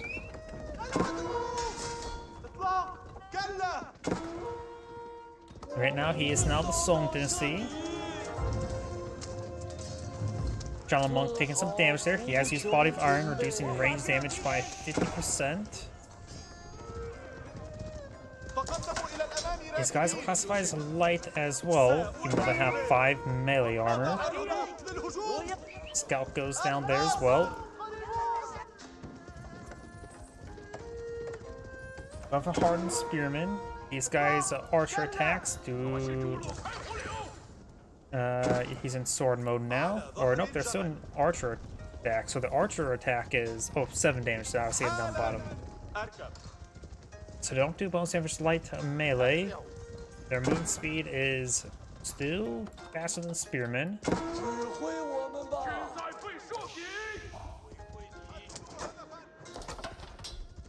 Does force back those Desert Raiders.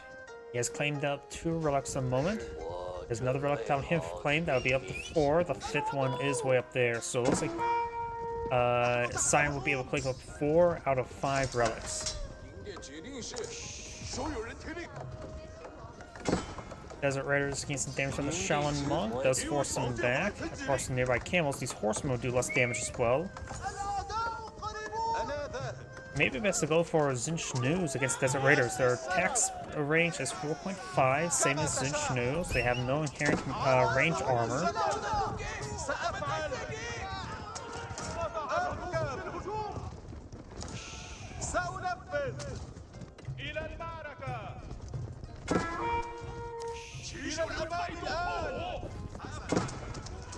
Neither does take some hits there. The damage is only 3 damage per arrow. Now they're switching to their melee mode. Lancer won't be able to accomplish all too much with these nearby Desert Raiders, so having trouble with them. Not deploying any archers.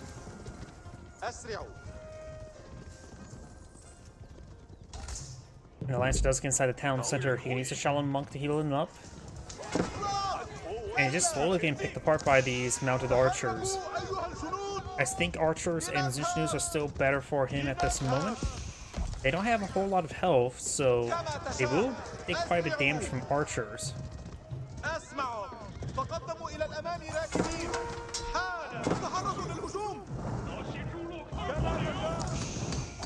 Mining camp taking some damage here.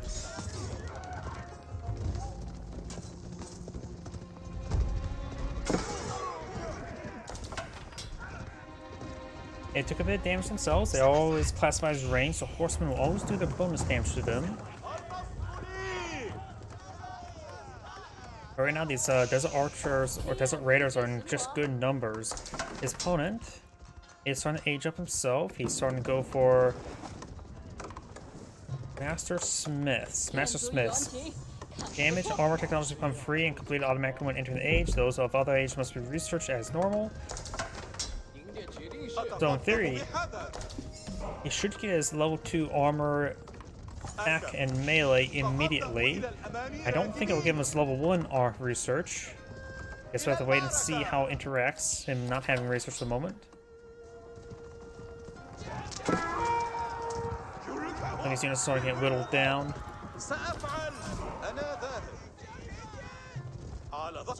Shaolin Monks will be able to heal up his force in between these engagements, but now the desert animals will move forward. If he does not get the blacksmith upgrades immediately, he has to research the previous set. So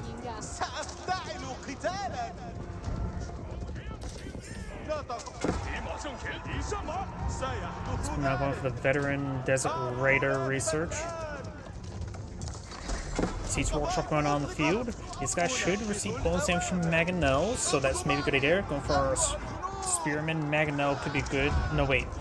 The Chinese, so they have to get Nest of Bees, which don't do bonus damage this range.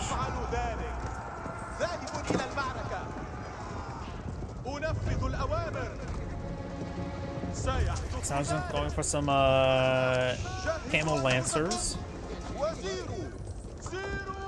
I believe statistically they're the same as regular Lancers. They do have charge attack, and they get more momentum and damage the farther they charge. He does pull out Clock Tower and SCPs. This will help him track these units. Doesn't do any bonus damage versus range like Meganos, but the base damage is still pretty good.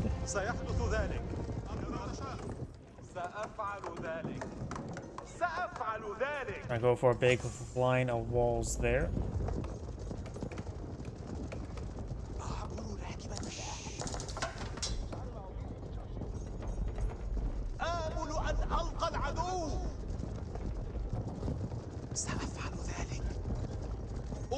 Let's go for his basic research. Once he gets to the first melee arm or range armor research, it should be immediately 2.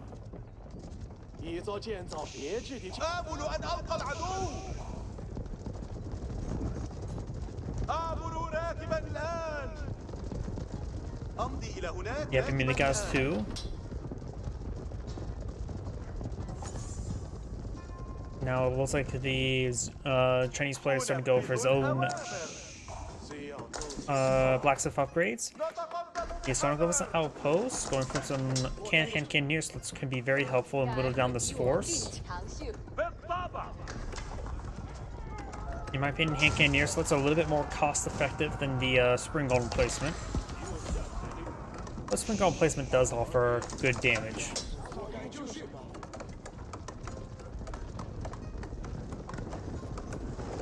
If you were to place this Meditation Gardens near a stone deposit, it will also give you a good amount of stone generation. Great for mass producing those hand cannoneer slits.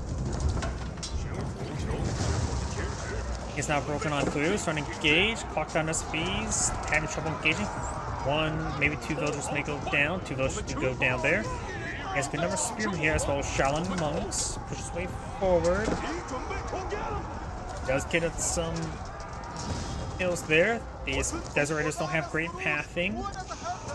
Now the Camel Lancers may find some of these stone miners. And now I've got a couple more Brainers sneaking up on field. Looks like it's time to go for his food and come now. These villagers are very, very exposed. He may lose a good number of these villagers. The Spearman needs to get over here and intercept these Camel Lancers. And good number of these villagers are getting nailed. Does lose the nest of bees. And now I've got the Desert Raiders now engaging these forces in melee. The Shaolin monks are doing some good damage in melee. Villagers still being pursued. He has lost a good number of them. This melee force does get cleaned on up. Lancers being pursued. Spearmen trying to hit these Desert Raiders now.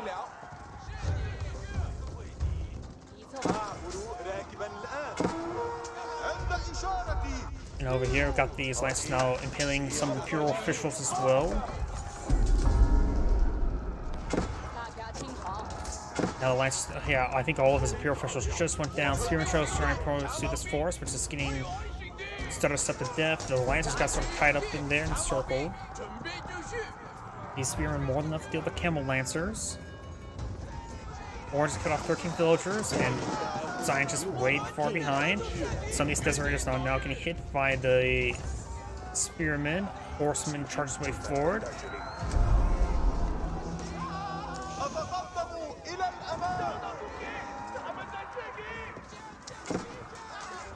Took 12 damage from that hit, so apparently they didn't take... probably did take some bonus damage there. It's the armor and the debuff from the camels, making some horsemen just not very good against these guys. Their melee armor is just, in my opinion, way too high. They honestly shouldn't really have, these Desert Raiders shouldn't have any melee armor, in my opinion. I mean, they have like 6 melee armor at the moment. That's just something ridiculous.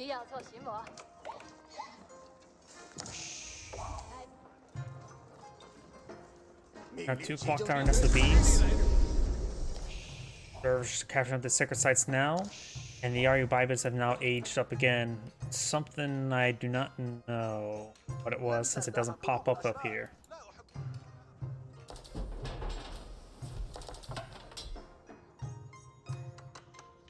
Do now keep being employed on out. Now good number of barracks. He may be eyeing for some Gilams.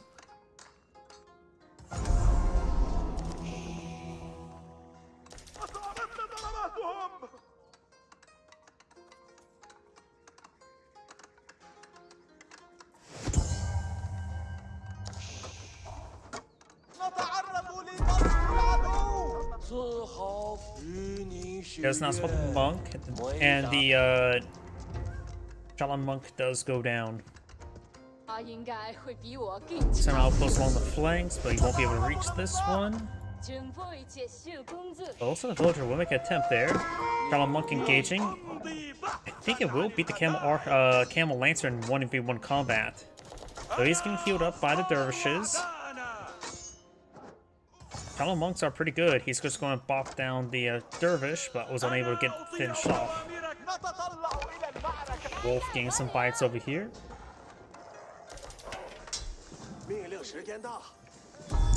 Last of the steer is being cleaned up. There's some more deer over here, as well as Stone and Pumbaa. Gold here as well. He does have some gold borders and some with outside of his borders. Going for a bit of stone here. Rangers is set up in a formation like this, which will give him some good collection rate for a good core of farms. He may want to put a mill over here because there's something's a little bit far away.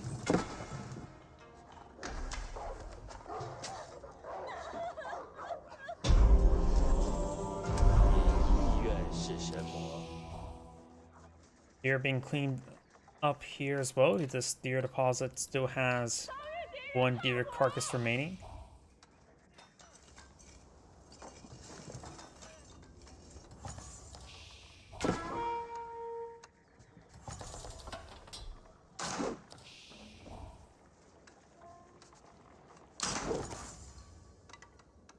Now we've got a big line of stone walls here. We do got an outpost here. It is fully fortified. No weapon placement, however.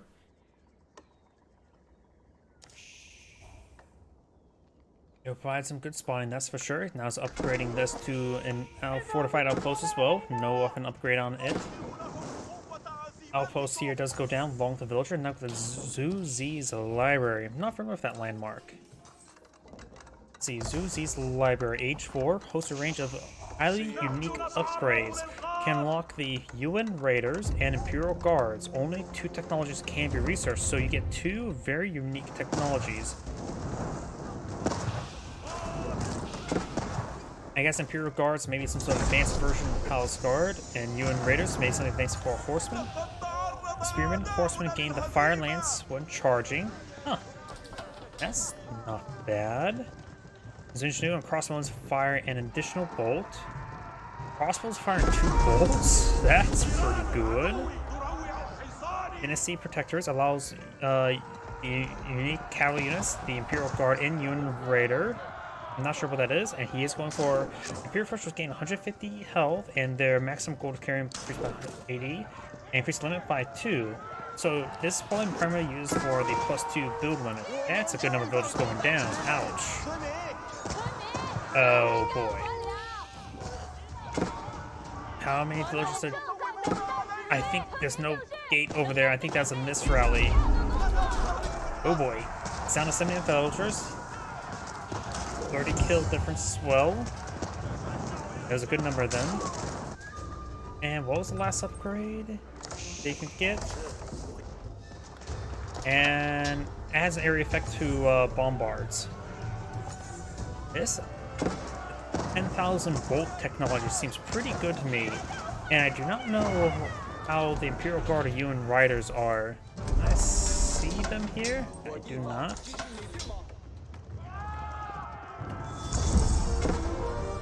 All 6 sides captured by Sign. Got Spearmen here. Some hand cannoneers over here. Got some Crossing T over here. And some more Spearmen as well. These villagers look going to be intercepted. Sign's going to lose some housing. It will almost put him at top camp.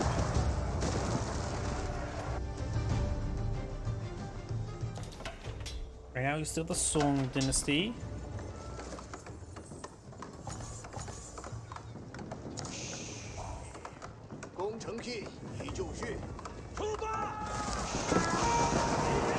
looks like none of those rockets actually just hit the walls there, so good none of them did not actually connect. Does get a good volley there, nonetheless. He does have currently 4 nested bees, and now he's going for the AoE bombards as well. And that says only technologies can research, so these two are the two I would not have gone for. So AoE effect bombards could be pretty good. Get some discount great bombards. Runs some various research. He does have 4 relics, so tithe barns would be very useful.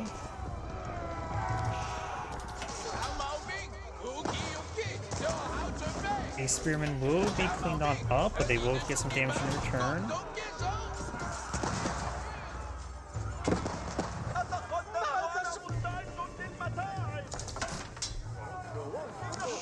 Spring golem place and push right forward. Got a good number of nested bees here. I wonder if he has pagodas to pull them out. Doesn't appear he has pagodas. If he gets to the Yuan Dynasty, he can get out a good number of Shaolin monks at 4 production queues of them. Are you still limited on number of pagodas you can build? Actually, you don't. Pagodas are no longer capped to 3, so you can get all 4 relics inside of pagodas. Villager does go down there. Or would there? Pagodas still provide the same thing. Looks like pagodas are still the same. Oh, of course, you didn't see either way.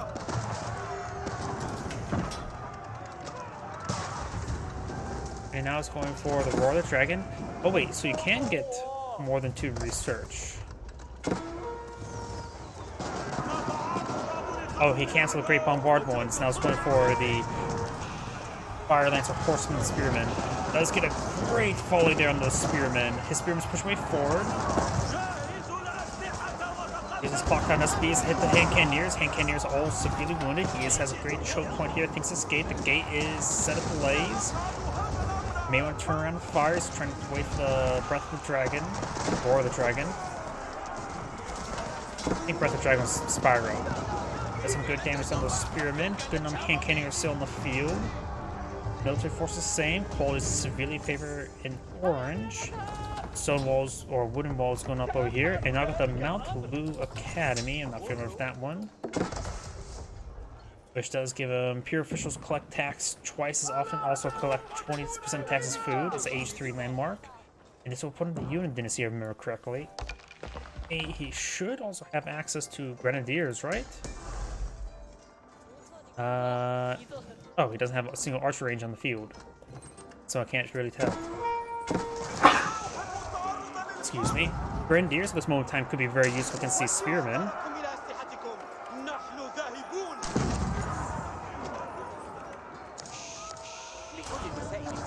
Yuan Dynasty is now available, so now you can get all these relics inside of pagodas, which will greatly increase the amount of income he gets from them, as well as able to pull out some Shaolin monks. And they're uncapped as well, so if he goes solely based on food, he can just mass spam out Shaolin monks.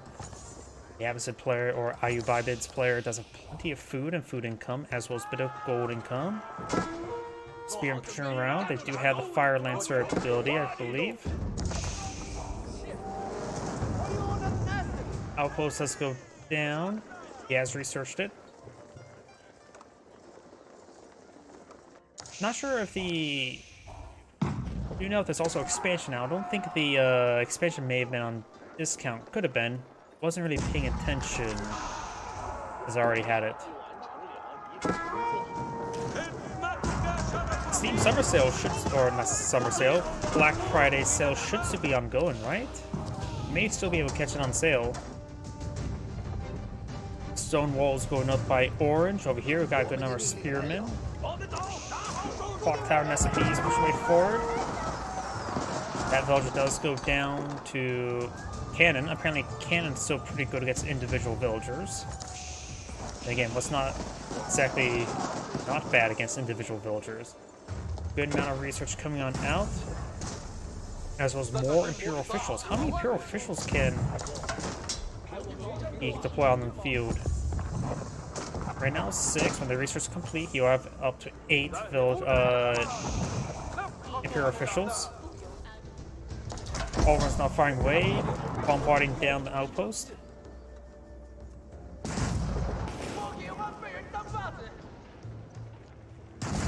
I'd say 4 did a good job of being spiritual successor to 2. There's, of course, a lot less civilization in the field, but the civilization has much more variety. I'd say there's a good comparison between the two. And I do like the balance overall 4 than 2, because 4 or 2 just tends to rely on either you spam out knights or archers.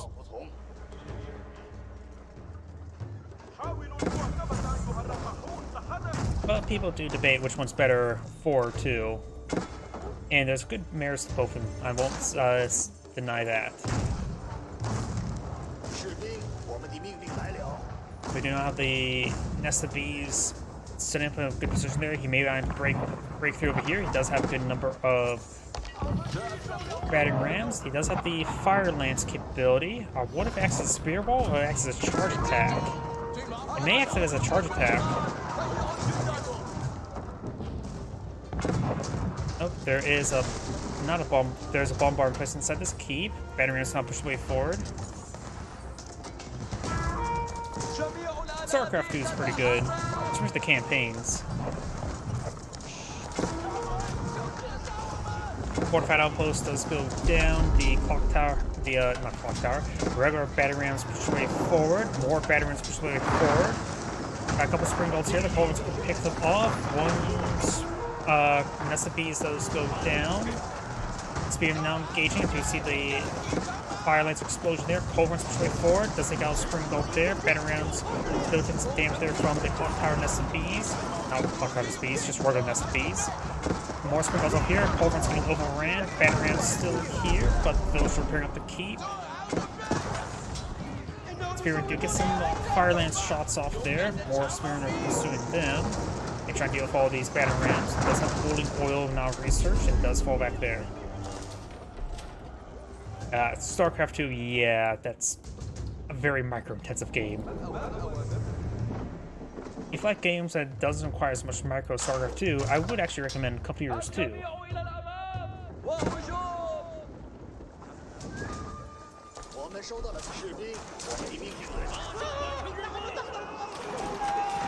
And Cannoneers being overran by the Spearmen. So, you got these Camel Lancers push way forward. Maganos looks like I was hitting Zonia instead. Maganos to get some good hits there on those Spearmen. A couple batteries push way forward. Got a good number. That's too many spring bolts there. All the Nest of Bees do go down. Culverins do go down. Does he have the range upgrade? Yes, he does. Batterings pushing way forward at the gate, even though there's a big hole there. Spearmen pushing way forward, engaging the opposing Spearmen.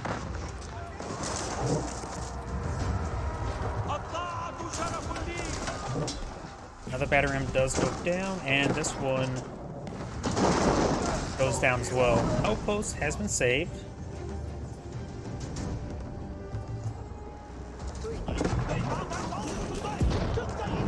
But it's there. Outpost will be burnt down soon. Spearman gets some good hits there, followed with some explosions. Good hits there on the hand cannon near the Nest of Bees, but had a bit of trouble engaging everything. Too large number of Culverins, but more Mangonels here. Yes, but no spring balls engage all that. Hand cannoneers have taken a bit of a beating there. Over here, Outpost getting torched down. Got quite a bit of infrastructure here for Orange. All 6 sites still catch by Orange. It still has 8 minutes remaining for that. This one could be stopped. A couple battering ram or 8 battering ram will be able to clean that up. Outpost going on up for spotting, going from a good number of Palace Guard. They're not upgrading anymore at the moment. And now there's the Elite Palace Guard research.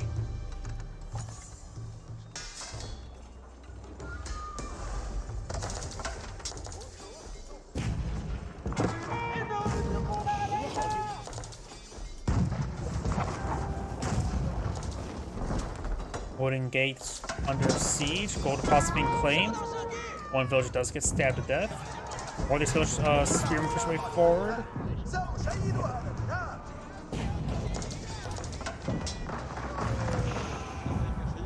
Does get some hits there.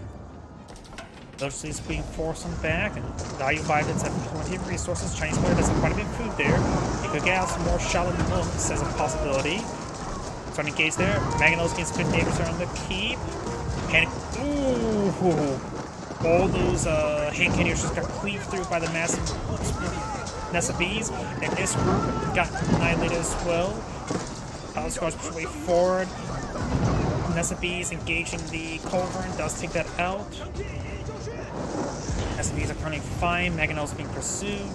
Battering rams hitting the keep. Villagers repairing up the keep, and the batterings do go down.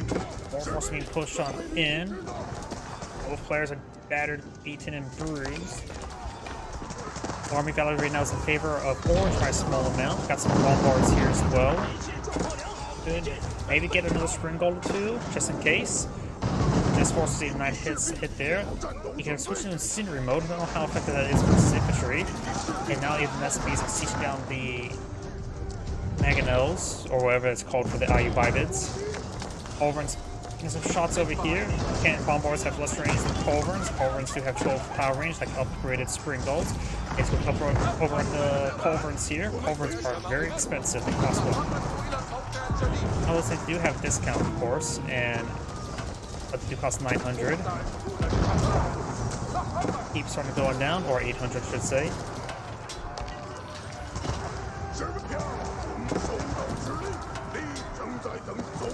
Guards still have good mobility, but the Gilons are still probably win of 1v1 fight versus them.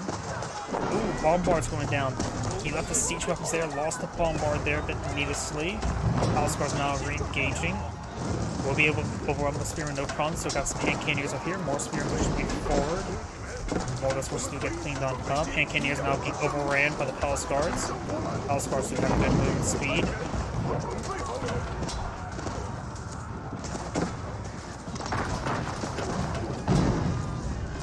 So these forces are being cleaned on up. Spring balls push way forward. Trying to hit these Culverins. Culverins took a hit there. Does got that siege weapon there. 4 Culverins on the field. Picks off some of these siege weapons, no problem. More Bombards being put out. Going for more Spearmen as well as more Palace Guard. He has plenty of food at the moment. He can deploy out some torpedoes to get out some Shaolin monks. There's plenty of food for Shaolin monks, that's for sure.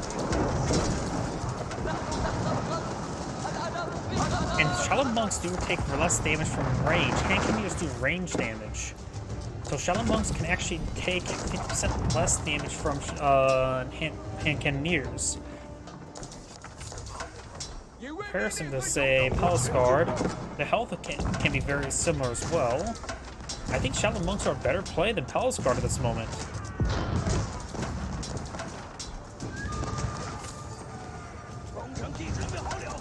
I mean, he has plenty of food for them, so the cost would actually be better because the Palace Guards do take a bit of gold.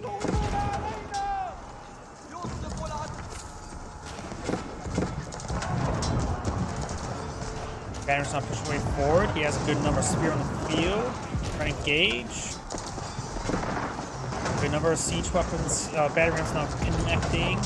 Trying to overrun the Culverins now. He does have spring goals, bombards, trying to get these battering rams. Keeps took a bit of damage there. 6-side victory, 3 minutes.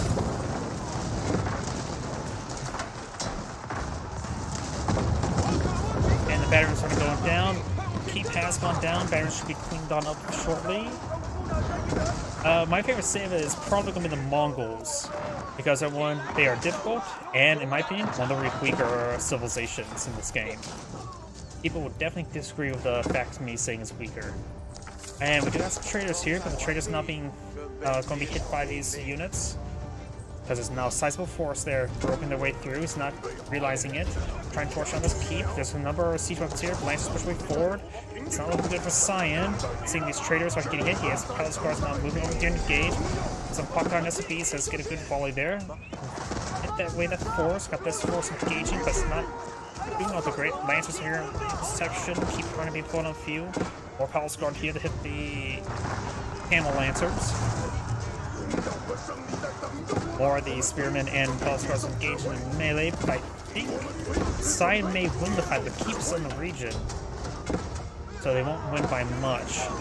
More of these traders are going down, which is a critical amount of gold for the Chinese at the moment. 6-side victory, 2 minutes. Camel Lancers not hitting these villagers. Banner's trying to push the way forward, and there's no sacred site over here. It's way over here, or right over here. Some battery rams over here could be very useful. You don't have to engage, or just simply sit on the sacred site. House guards will clean up the Lancers, but you lost a good number of civilians. And Cannoneers still over here. More Camel Lancers hitting the Spearman without retaliation. Spring Golds, and Chinese player does back the game. Is Angrade saying, thank you for watching, and on to the next replay.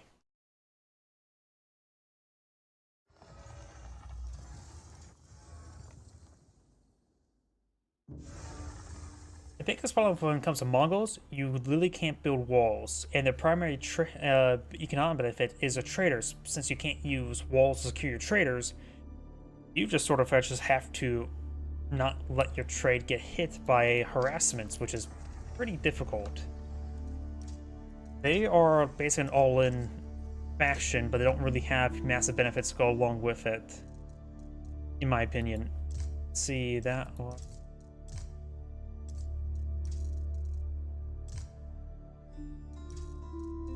Maps, CB, team game. I haven't really done team games yet. Oh yeah, I haven't done this one, so let's do this one here. Speaking about Mongols.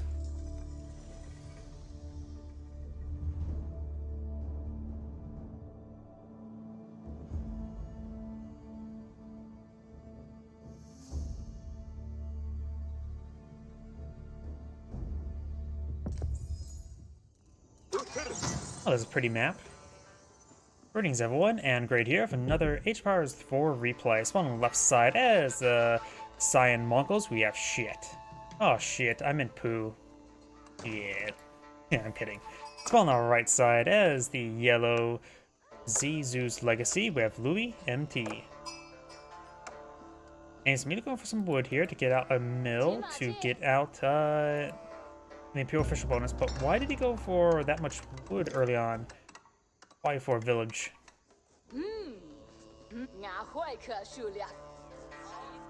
Over here, of course, the Mongol player has actually deployed out Ovo right next to town center. This can help hurt your hotkeys because if you ever do try to hit the produce villager button, it will actually do the ×2 priority rather than ×1.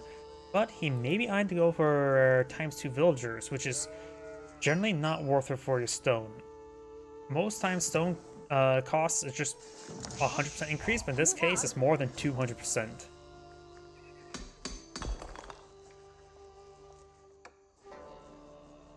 Do have a house there, not a village. He does actually have enough wood for a village, so may go for that relatively soon.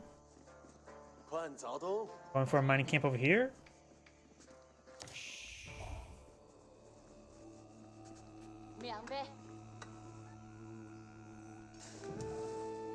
Mongol, of course, clean up the sheep there.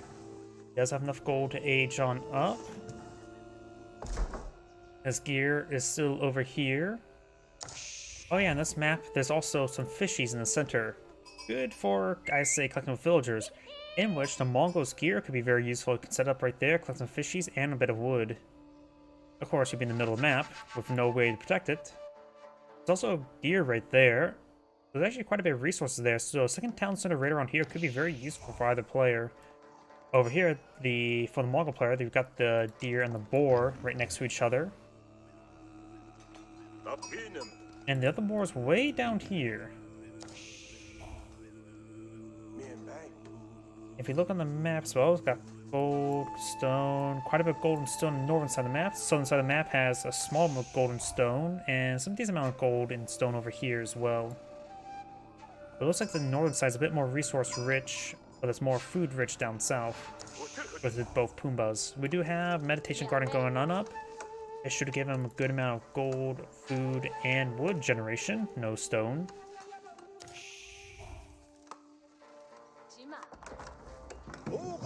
And the deer stone.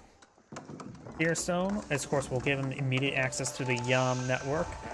The technology, a Castle Age technology, allows your villagers and infantry to move around and 50% faster. A relatively weak bonus, in my opinion. We do have 2 pastures being pulled out immediately as well, next to Ovos, so it should be able to support up to 8 villagers in sheep production.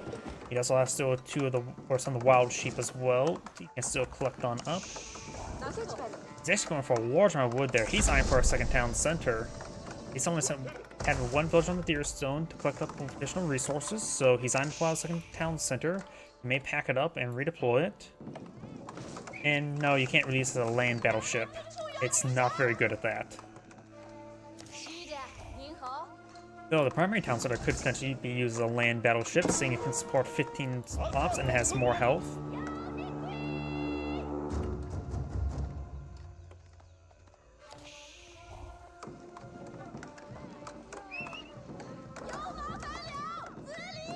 Scout will spot all these Mongol villagers with wood. He should realize he's going for a second town center.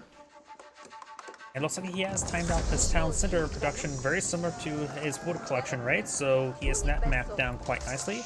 Goes for a second town center here, which will help him collect up gold and wood a bit easier. Now maybe a good idea to push forth the gear a little bit. Because moving around the gear among other structures is not fun. A Khan's right there, getting a bit of chip damage. Khan's attack is not good.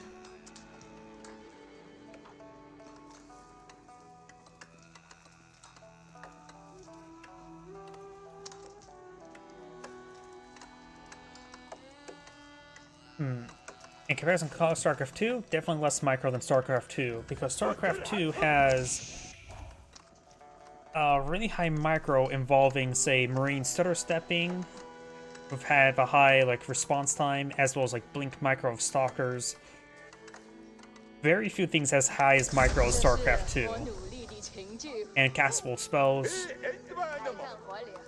I would say the game that probably has a similar level of micro you need, it would probably be Red Alert 3 to StarCraft 2. This is more like composition scouting and precise aiming. It takes less micro than, say, Company Heroes 2, or more micro than Company Heroes 2, but nowhere near as StarCraft 2.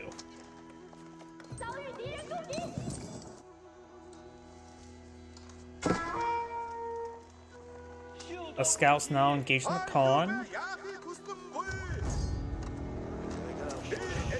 Of course, scouts do bonus damage versus Khan. Khan is classified as scout.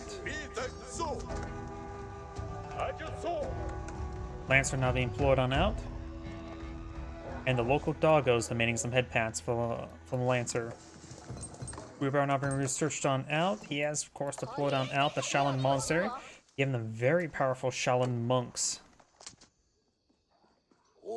There's a good chance Yellow will claim every single relic on the field, since the Mongol player is now going for a stable.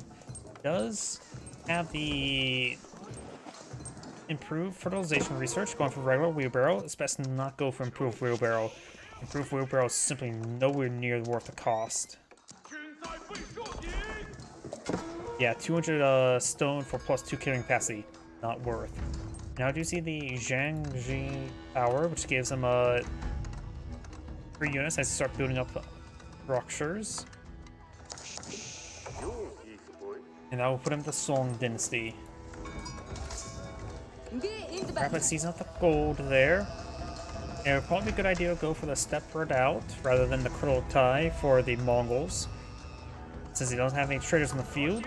And this map is a bit iffy for trade. You either go the safe path this way, or for the more dangerous path this way for your traders.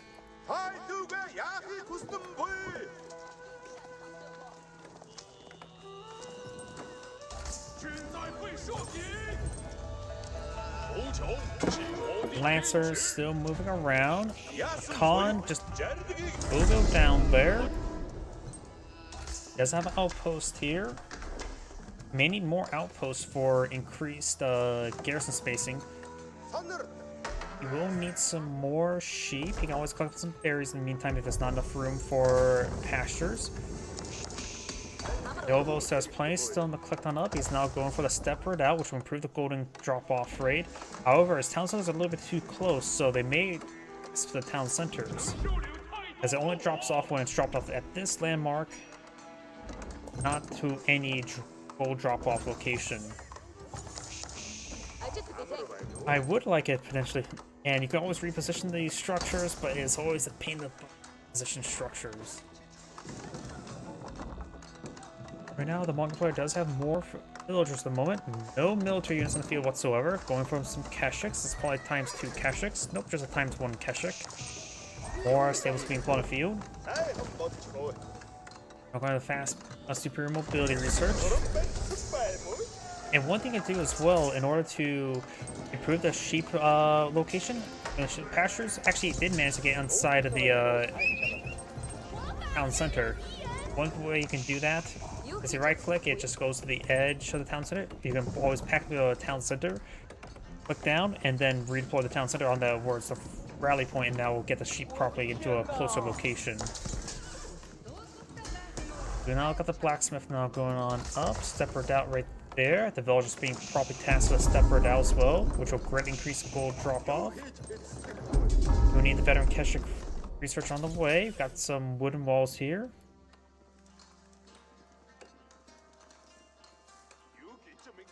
Let's see, if you like less micro, that's a win in your book, and more planning than micro. Yep. More of reading your opponent's composition and eyeing to counter it. For example, you see your opponents going for lancers, go for spearmen, or for crossbows. See for Keshiks, go for spearmen or crossbows. All about the counter system. Of course, there's always things like mobility and opportunity engagement, things that sort. But that's basically with anything RTS as well. That's one reason why I sort of slow down and read a large number of description tags to see more precisely what it does. For example, one thing you could read at the Shaolin Monk, you realize they have a really high DPS, and they only cost food, making them a pretty good unit to probably mix into various late game compositions.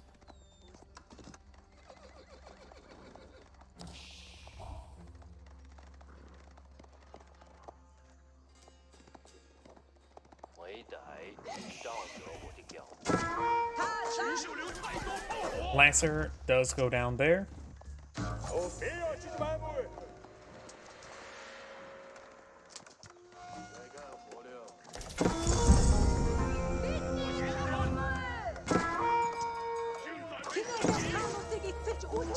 Your official did actually go down there. Nice little pick, but minor victory.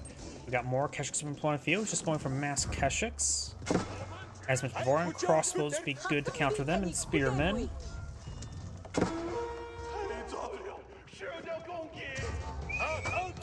I think Shaolin Monks even out DPS even Keshiks. So, Keshiks do have good attack speed, and do have health per swipe. Same health, more armor. So Keshiks will beat Shaolin Monks in 1v1, looks like. And they do cost the same amount. Keshiks now trying to raise some villagers over here. This could be very opportunistic. Of course, he doesn't spot them because it is Keshiks. They're heavy cav. Heavy cav can't self-spot. That's usually the poor purpose of the pawn to help them out. What's my favorite RTS? My favorite RTS of all time would probably be Age of Mythology. Granted, that is a pretty old RTS. What I'm currently playing is Stellaris, which is not an RTS, Grand Strategy. I've been playing a lot of War Thunder and Stellaris lately. We got now the Shaolin Monks getting paled there. Lancers and Keshiks engaging. The Keshiks are here in good enough numbers. They should be able to win out in this engagement. The Khan does go down there. I don't think he used the arrow. And it looks like he does lose out. There's quite a bit of fire coming out from these outposts. They're both been upgraded with spring golds as well. More Keshiks here, and they're being rallied in, taking a lot of free damage there.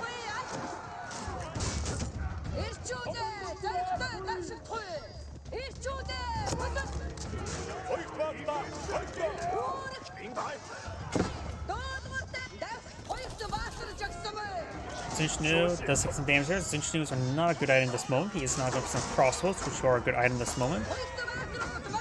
Lance is just getting overwhelmed by the numbers of the Keshiks. His numbers advantage is very small at the moment. He does have the economic tax, at least the level 1s. Level 1s it says a minimum you should go for as Mongols. He does get level 2 or improved level 2 as well for food. Got the basic ones for Chinese.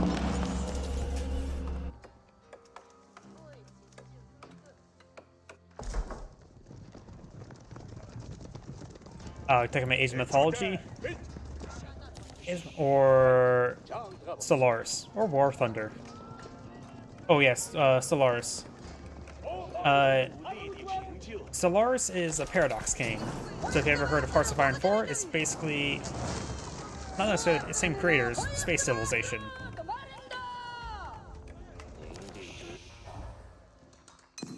We got a good number of outposts here. There are 27 villagers here. These outposts can store up to 20 villagers. Has a gear over here as well. And now he's going for a bit of trade. Not a great trade route, but we'll provide him a decent amount of gold.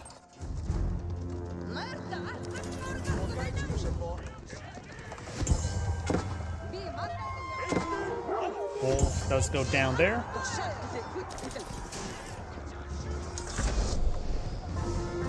Take a side 10 being captured here right now. Keshiks being forced out. There's a couple angry men with pointy sticks. And angry men without pointy sticks.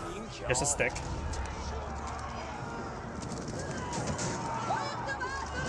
For me, for Stellaris, I like to play like times 25 crisis mode as like a boss run. Beat it a couple times, lose most of the times. Looks like Keshiks dude gets stuck into a corner. That was a bad path there. He may not have this area scouted out, and now he's going to lose most of his Keshiks there. We'll take opportunity to charge down the crossbows.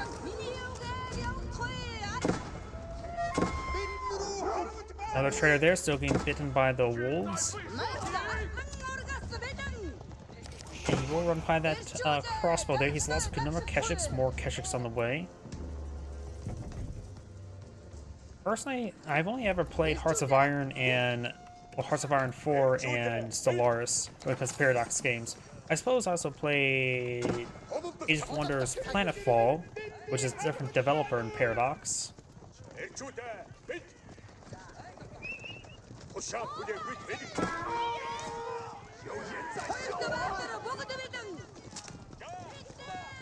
Keshiks will find some of these villagers, but they're way too low health. It should be cleaned up very quickly. Yep, looks like this force will go down.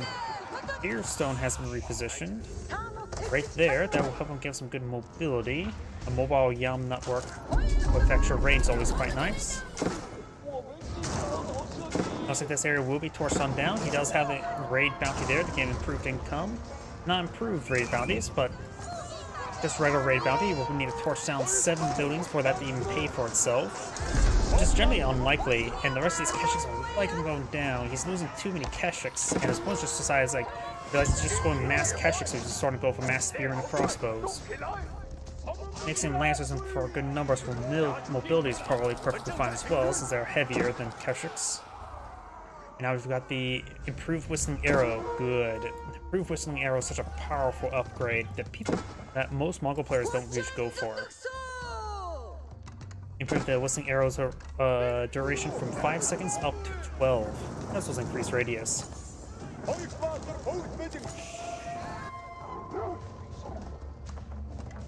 More outposts going up over here.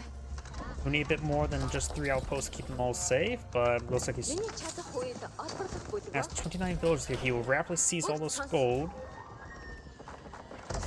Deer stones have been repositioned. The improved Yam network will give us traders improved health regen, and there's is where the traders are going. Right there, that's not a good spot for the traders. Of course, you can't really control that. Keshiks push my forward. He may need to get that wood seized as quickly as possible. Some of these villagers don't get hit. Got a spring ball placement here, but this one's unupgraded. Let's get some of these towers garrisoned. There's currently 25 additional arrows here, but this outpost will go down. Both those trying to run away now. Got some Keshiks there, but right now these spearmen are going to cause some big issues. Crossbows as well.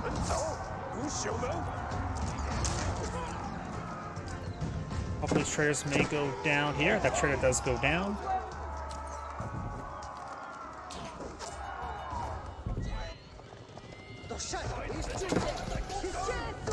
Here still may get torched down a little bit. More traders being intercepted. He's just going to set up a trade line. On has been redeployed. More Keshiks going down here. These Keshiks push way forward. Let's see, clicking the Ovo. Let's see what research he's gone. No torch. Got mobility. Got raid bounties. Got whatever that one was. I forget what that one was.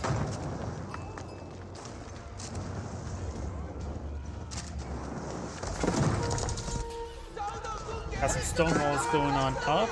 Got the Keshiks engaging some of these units, and it looks like he may get killed off here. Some of these villagers may go down. Now the Keshiks are trying to run away. These guys are still picking off all these traders. It's a massive loss for the Mongols. He's going for additional torches. Not improved additional torches at the moment. And he does cancel the range damage. A couple Keshiks now finding their way to the granary line. These farms are way too spread out.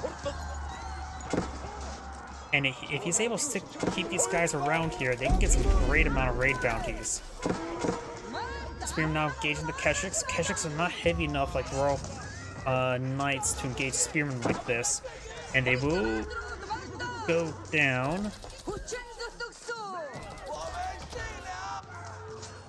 But more Keshiks now push way forward and find some more villagers trying to rapidly put these spearmen to engage.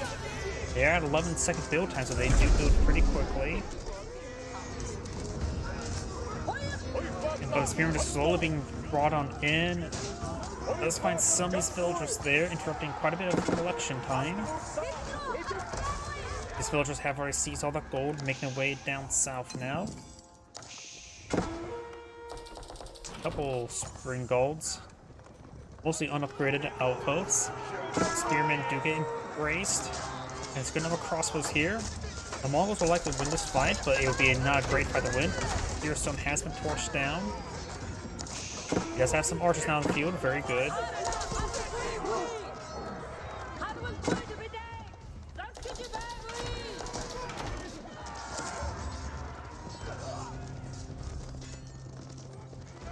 All those forces do get cleaned on up. I haven't really looked into Rumble's playlists yet. I don't really spend a whole lot of time on Rumble. There's usually like 1 or 2 creators I usually follow on Rumble, and that's about it. Like Vivify and Robert Barnes for their Sunday sessions. Palisade Wall has been set ablaze, does go down.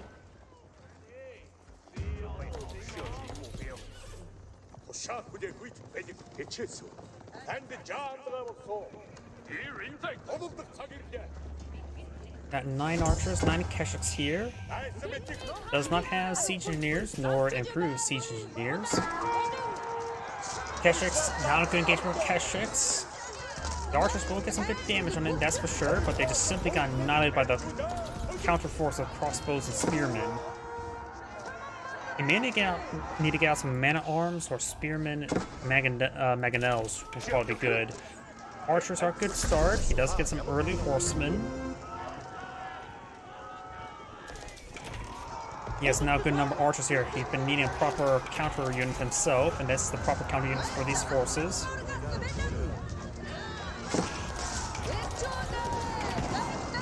Nessa Beast does fire away, get some good damage on these spearmen. Let's just try and push their way forward, trying to engage these crossbows. Actually, now they're trying to hit the Nest of Bees. Archers here can hit in melee, but it should be relatively fine, but they will take some damage. Nest of Bees does go down to hit those crossbows. Got a Lancer here. On here, maybe use the arrow, wouldn't be half bad, or the defense arrow. Using one of his arrows at this point in time would be good. He does use the defense arrow there, giving him 12 seconds of 2-2 armor. And more SCVs now being pulled on the field. Get some good hits there on these archers. More walls going on up, but being interrupted by these various forces. Starting to push his way forward. More forces just being streamed on in.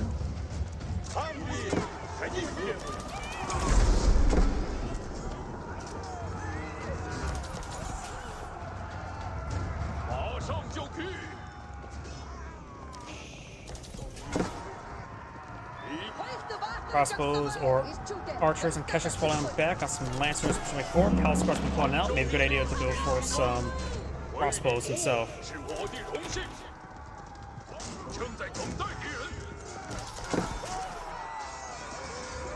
Yep. Getting some good damage there. Got a good number of archers back here. More Keshiks here. Palace Guards right now at 5 range armor. These archers have 9 damage with 4 damage per arrow. It's not too significant versus Palace Guards, but okay. So a good number of outposts over here. And it looks like he has lost all of his traders. Or is he taking the long trade path? I don't think he is. A couple of lances over here. They will find some of these villagers pick off, but I don't think they'll interrupt deployment of the keep. Keshiks now falling back.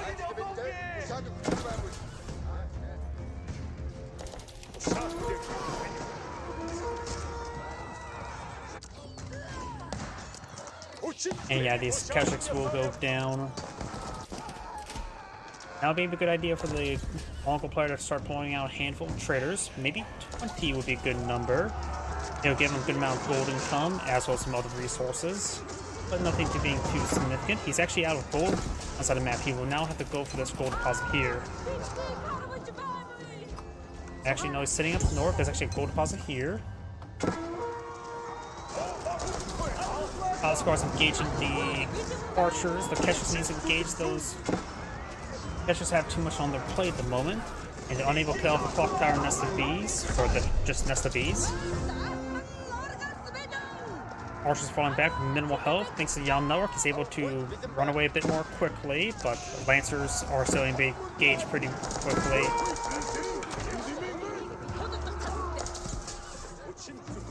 And our pastures here, this should be able to support up about 32 villagers, so he may need more pastures at the moment. He has plenty of wood for it. Maybe some spring water will be in order to help him deal with the nest of bees. I don't think Mangonels will be all too useful. He does use the fence arrow there. Trying to hit the nest of bees once again, but simply the Keshiks here are not in good enough numbers.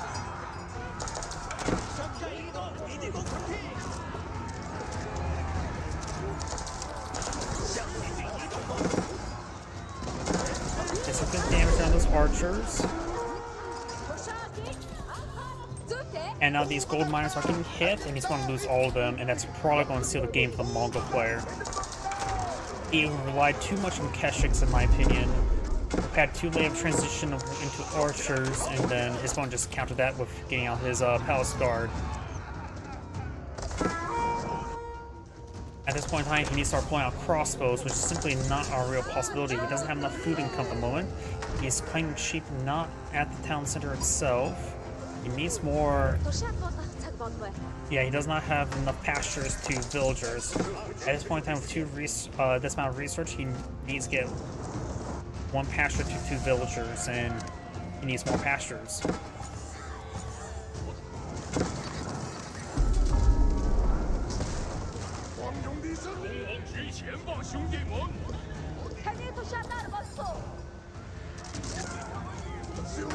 Pasture's now taking some hits. Does have some outposts here with various upgrades. Some of these villagers are going down, which is a very good defensive placement there with this many outposts and primary town center. He can store up to approximately 50 villagers. But he probably should have gone for a safer trade and just put it back here in the back line, because I think him losing those traders was pretty much a loss in the game. If he went for a safer trade round, put it back here, his opponent would not have killed off any of the traders. at any point in time, so... And that would have got him a good, decent supply of gold. And now he's lost all his villagers, not collecting up any gold at the moment. He's completely out of gold. He has plenty of wood, but needs more food. So we'll go get out some more battering rams. Now we've got horsemen, regular horsemen up the way forward. And they all got ghosted there. He needs to find one of these stone walls that don't have any fire armor to quickly torch or low health. And yep, there's a small segment here that it's hard to click on, but yep. Now losing all these catches definitely will be game.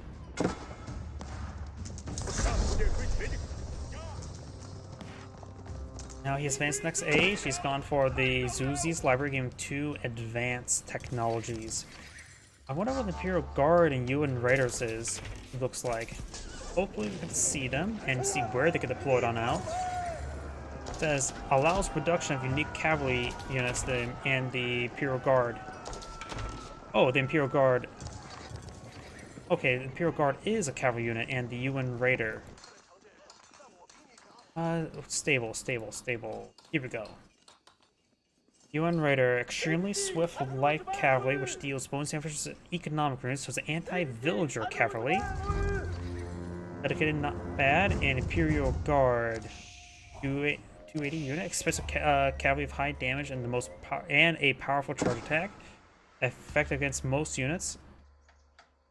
Sounds like just even heavier lancer.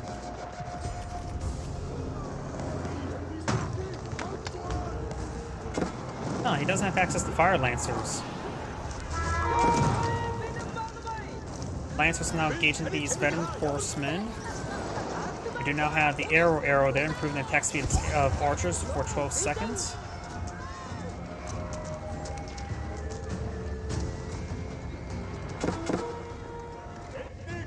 Lancers over here, unable to push on forward, stone walls. And crossbows there. And Mongol player is back with the game. It's Anne Great saying, thank you for watching, and on to next replay.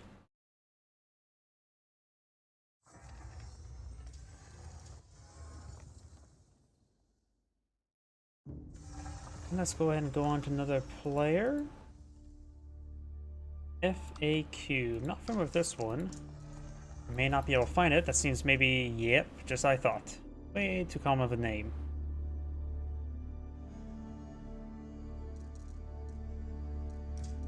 Opa. Guess. Correct? Incorrect.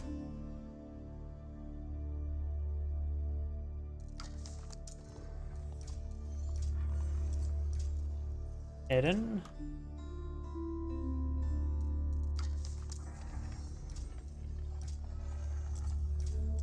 And here we go, we've got some replays here. Let me pull up the Rumble chat so I can see that again. And we've got a replay here. Before I get started with this one, I will need to use the restroom, so please give me one moment. Again.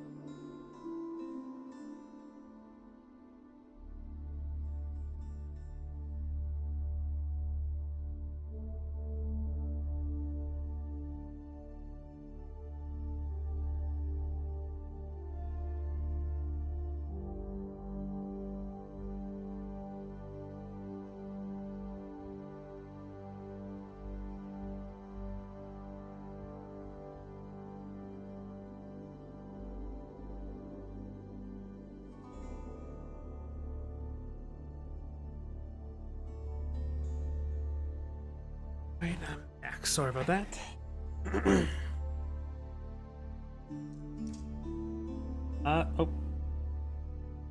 Map pack.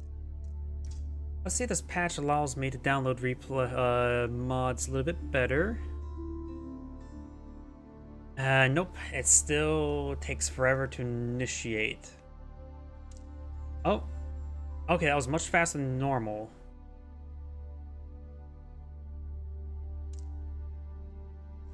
There we go. Perfect.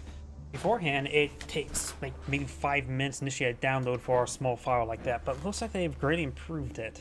Perfect.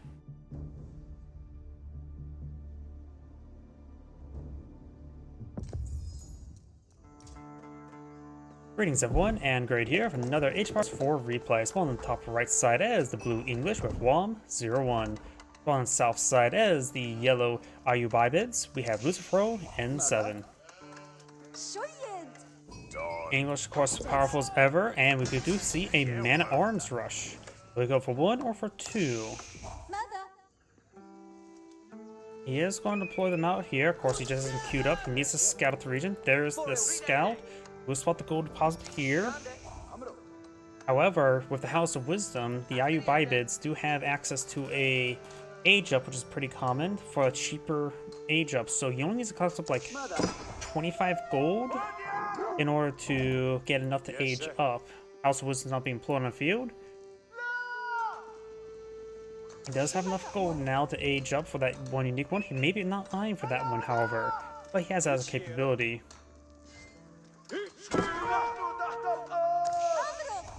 Man-at-arms pushes his way forward.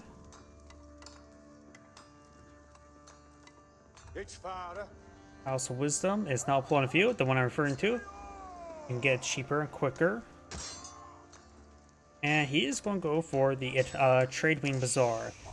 Basically, every 3 minutes, you have, I'm just going to read the description. Every 3 minutes, a trade caravan arrives with a random selection of 4 favorable trades for exchange of resources and units. Basically, you spend gold and you get some favorable trades. And it is completely random, which means it's a bit of RNG.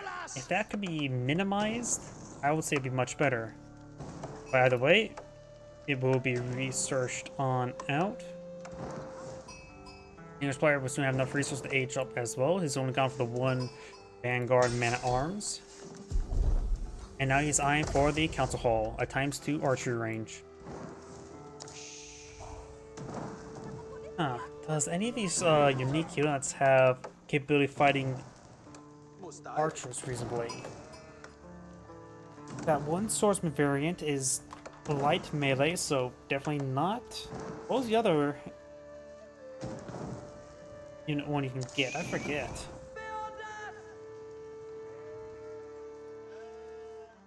Looks like some looks like yellow is going to claim for this gold deposit. The man-at-arms not going to be tasked on this gold deposit now. Very nice. Want to lead these sheeple to glory and not to the slaughter, correct?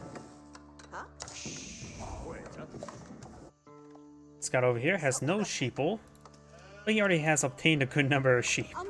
Look at that. Blue, however, has only found a handful of sheep. We'll find another sheeple. And they're all rams, aren't they? No girls allowed.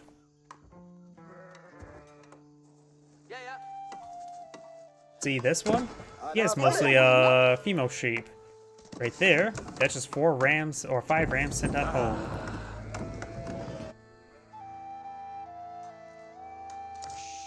Now let's see. You can get the Higher Bedouin Swordsman, which I think are just good melee fighters, and the Bedouin Skirmisher. I think that is a... Yep, got the Bedouin Skirmishers deployed on the field. They do bonus damage versus light infantry. Okay, so they're not a javelin thrower variant. They are a archer... Wait, versus light infantry. Not light melee, but just light infantry. So they actually don't do bonus damage. They do have decent base damage, so they're decent versus those Vanguard Man-at-Arms, but they do bonus damage versus light infantry, which is a weird damage multiplier. But it will do bonus damage versus the Longbowmen, as well as versus Spearmen. Not versus Man-at-Arms, because they are classified as heavy. They do also have 3 pierce armor, so they only take 4 damage per javelin. On the Bedouin Skirmishers. I could have sworn there was going to be like a Malian javelin thrower variant, but I have been mistaken.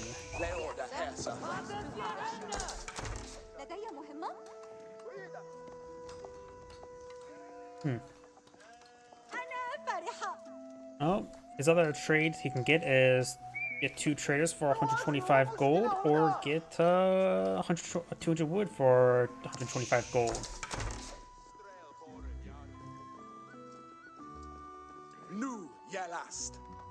No early man-at-arms research just yet. Going to push forward with a small force. Scout does spot all that. More forces being pulled on the field. More archers. Another spearman. Or longbowman, I should say.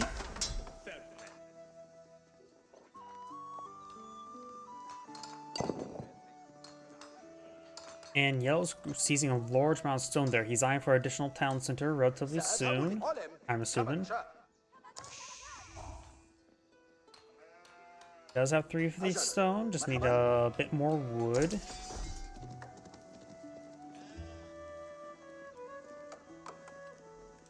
And he's gonna employ this town center, employ on this deer deposit. And both the deer deposits are pretty close to each other.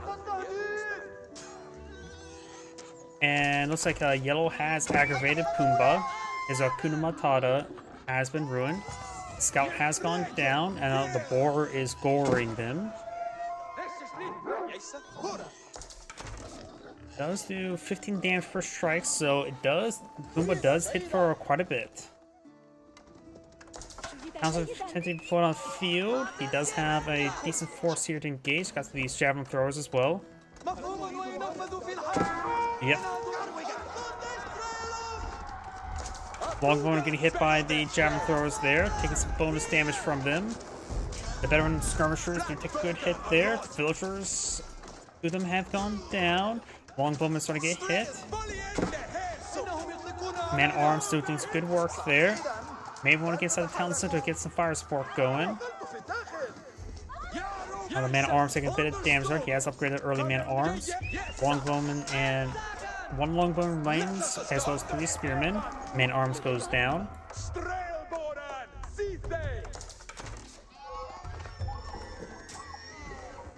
And looks like the veteran skirmishers taking opportunity to take out these deer, and they're right next to town center, so they're getting good spots to die. That one, not so much.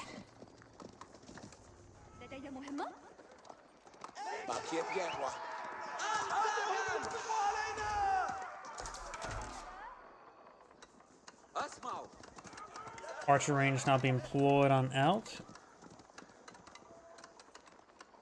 Desert Raiders will not be very useful in this situation against the longbowmen. The longbowmen just simply outrange them, put some good damage onto them.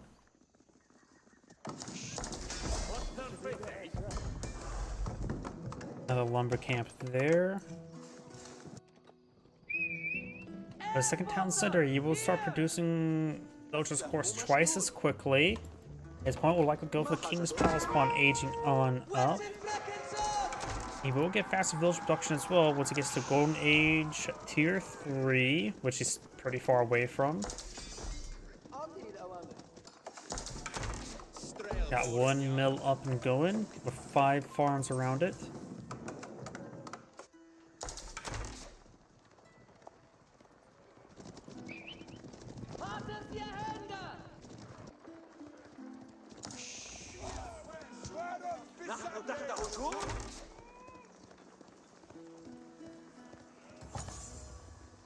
Steel arrow now complete. The local doggos demanding head bites or head pats, but not receiving any. But you got a good number of longbowmen here. Men-at-arms will beat horsemen in 1v1. Although it does take out that horseman, no problem. 1 spearman there for our spear brace as well. We now have. There's the outpost here for the network of castles.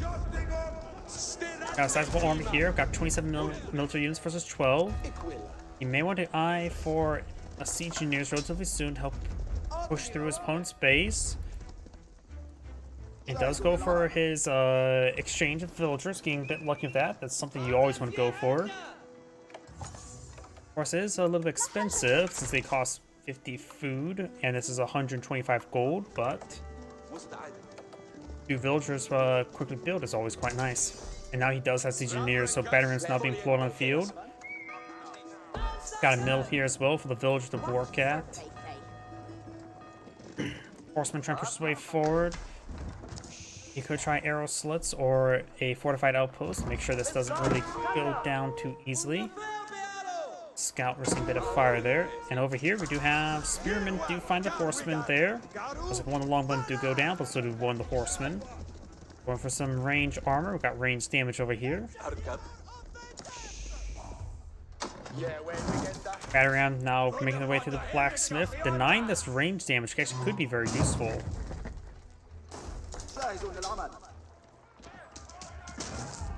And we'll be getting it pretty close. We got the Bedouin skirmishers straight forward. Let's get some damage on the spearman. Spearman's almost down. Spearman does go down to the town center arrow. And he will deny the blacksmith's research, which is actually going to be very important. Another battering ram being employed on the field. He could start eyeing to push the battering rams over here. Have the longbowmen protect the battering rams. Horsemen do go down. One spearman goes down. And horsemen all fall back with all of them pretty close to the same amount of health. Battering's not complete by the men-at-arms. And this will keep them from going to the Golden Age Tier 2 as well. So increased research speed is not that critical at the moment.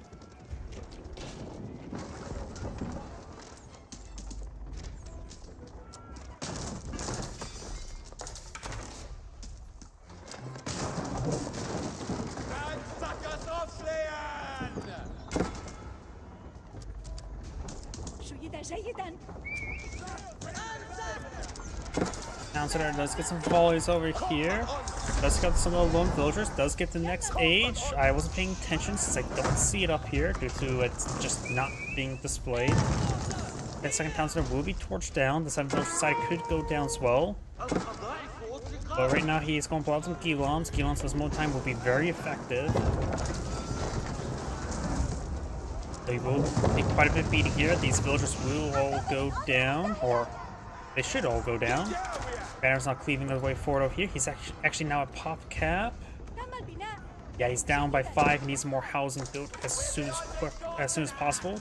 If his opponents to pull out more housing, that could be very, very good. If he was paying close enough attention to seeing those Ghiloms being pulled out at the same time, then he realizes his opponent's at pop cap, and if you go for destroy some housing there, it will continuously hurt him and knock him a game almost immediately.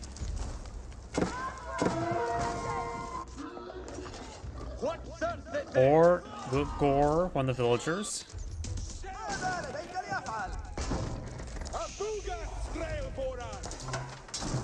More Ghiloms here. Ghiloms do have 5 armor. The long one has only 7 damage, so they would do 2 damage per arrow, not a lot.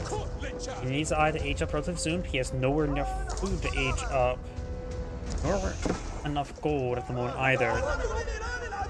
So right now he just needs to get as much damage as he can as possible. Villagers going to the far side of the wood line to collect up the wood. But for modern military production structures, at this point in time, go with the housing to be a little bit better. Spearmen and man-at-arms trying to gauge the horsemen and the Ghiloms. Archers need to get damage where they can. They may just want to avoid the Ghiloms at the moment. Going for the archers, probably the best target for them. Horsemen can take a bit more damage. They only have 3 armor rather than the Ghiloms 5 at the moment. Some of these villagers getting hit as well. Yellows may have the tech advantage, but his villagers, of course, getting a good run around. Blue's trying to lose some of his army as well. Maybe just falling back his forces being in order. He has nothing really to engage the Ghiloms effectively. He has caused a good amount of damage on his opponent, that's for sure.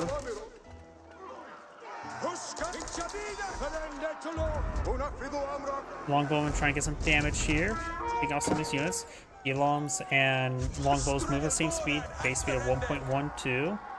They do have the combat sprint right there.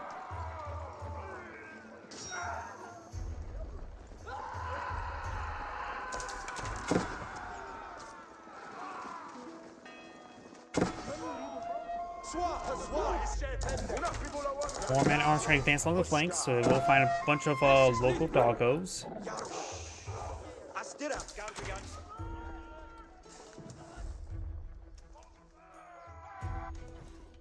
Oh, it looks like Yellow tried to seize some of these berries. Yellow's backing off in the corner, going for it. Actually, a proxy siege workshop here can be very, very annoying.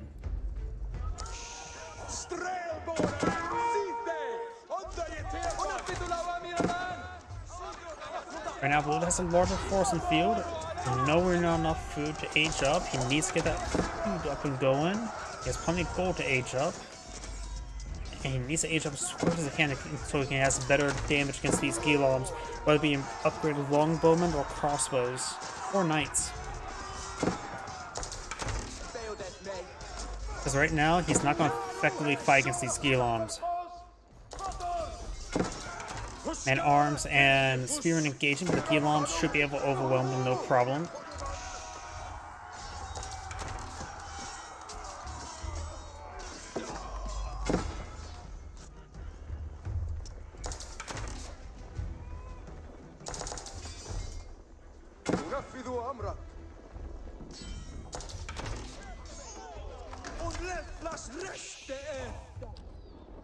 He also is cleaning up a bit of that gold as well. Now got textiles being researched by the English player. Right now the villager counts are very similar. English is slightly behind. Maybe either going for the White Tower or the King's Palace would be a good idea. Now got some mangonels being pulled on out.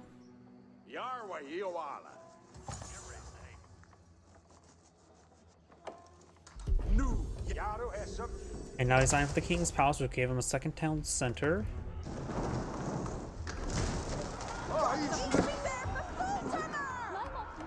Mangonel now pulled on the field. He also going to make his advance.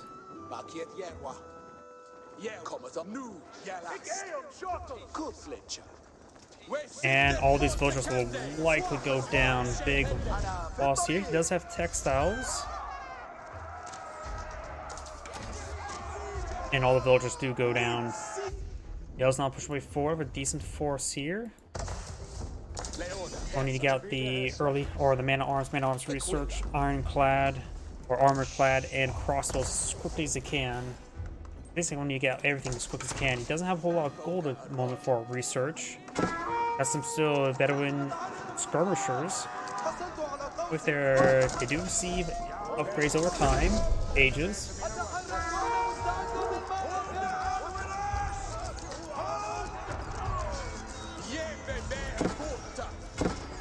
Townsend firing away, does have two primary arrows with Townsend as well, so it does some good damage on these units. But needs to research up everything. Veteran longbowmen and man-at-arms being researched. Finding some reinforcements here.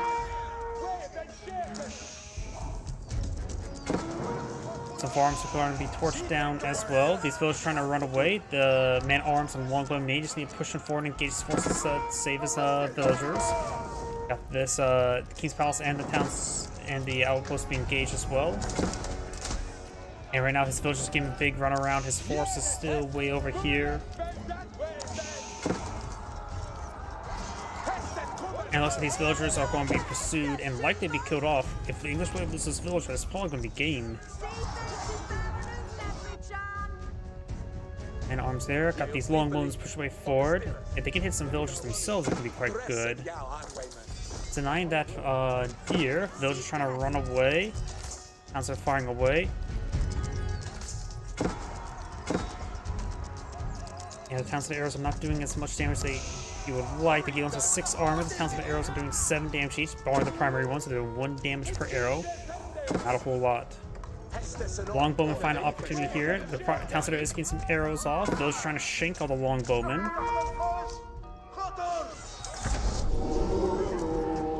Wololo. He will grab himself a free longbowman. These villagers cook inside this outpost. And he's not really paying attention. Got these 4 silver here. He's not mining, collecting resources for quite some time. He has 33 villagers currently idle. Another 4 running away. These villagers are currently fighting. He has no income. He literally has no income at the moment.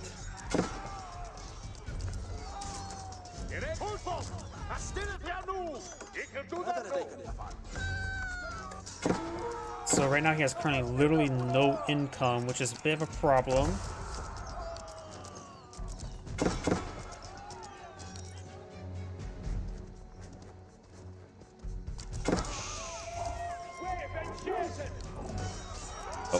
Oh, see ya. So I just saw your message about that, which may have already left. I got too focused.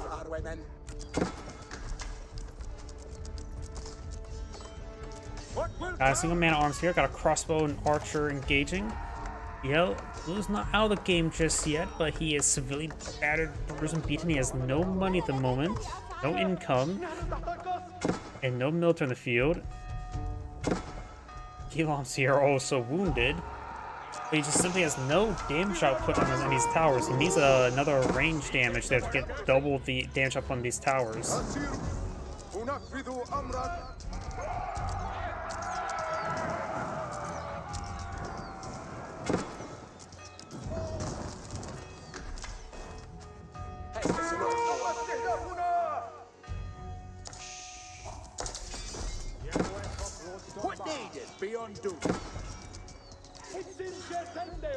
It does save all those villagers, but still, the damage outputs from the townsend is not enough. Does have a man at arms here.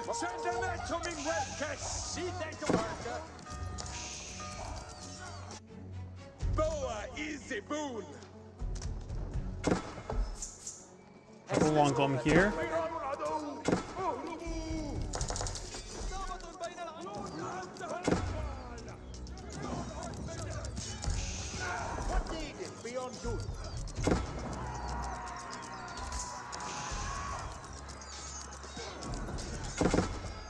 Another villager does go down there. He's down by 8.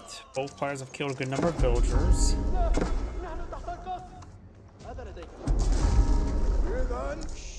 Yellow's now trying to capture some sacred sites there. Yellow has claimed 3 relics as well.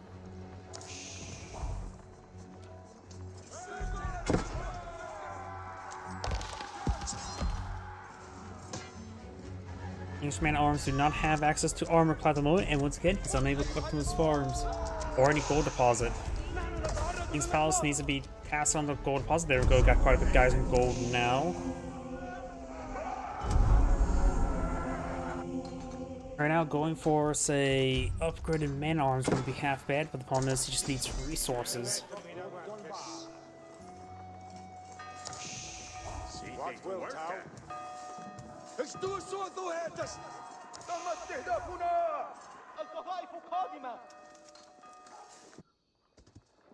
Whoever's trying to push his way forward, claim up another relic. There's one over here, and actually one down here, so I'm not sure where this dervish is going.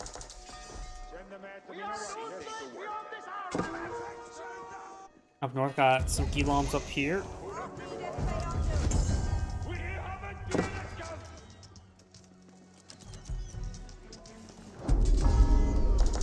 One Gilam does go down. The other one will take a significant amount of beating. Jarvis pushing way forward, trying to claim with this relic.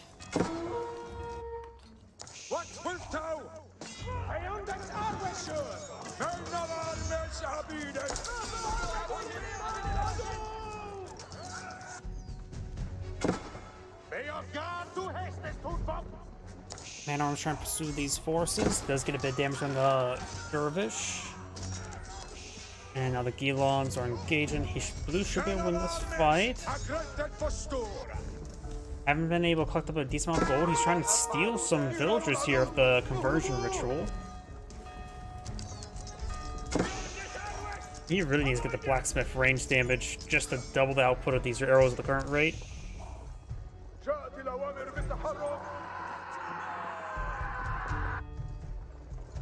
Now the force of Gilams push way forward with this time a handful of crossbows.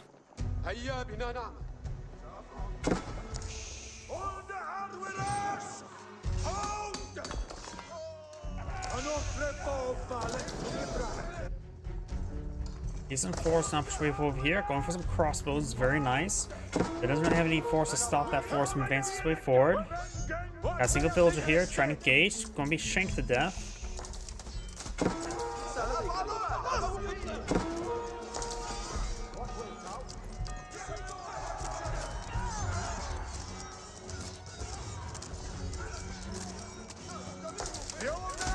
Man at Arms now trying to overrun these crossbows. Guillaumes are getting hit by the one crossbow has gone down. Crossbows being pursued. Got the Man at Arms being overrun by the number of Guillaumes. One crossbow here providing some good fire support, but down here, Yellow's pushing forward with some more reinforcements.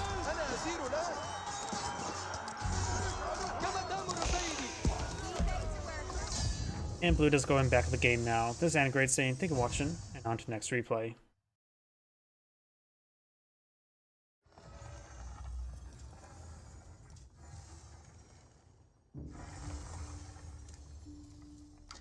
Let's see if there's any more replays with him.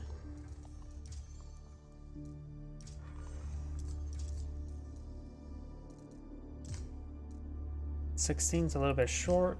17's too short. 14's too short. Here we go, 31 minutes. This time Jeanne d'Arc. Rather than French versus English. Jeanne d'Arc.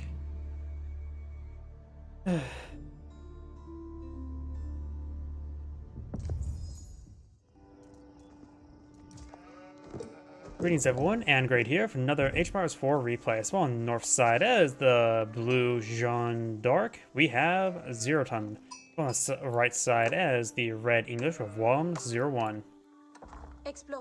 Jeanne d'Arc Villager does provide faster production or faster construction rate. And when she, upon reaching level 2, she shares her talents with nearby builders. She regenerates additional health. At level 3, she takes 50% less damage from range attacks, and level 4 increases to 66%. And of course, Journey to Hero. Does not retain the faster village production like regular French. And English are eyeing some fishies. Of course, they need the fish to go on the fish and chips. They also need to discover the New World to get the chips, because potatoes are natively from, was it Colombia, South America? Or was it from North America? Either way, New World. I'm going to fast forward a little bit. English are still strong as ever with their farming economy.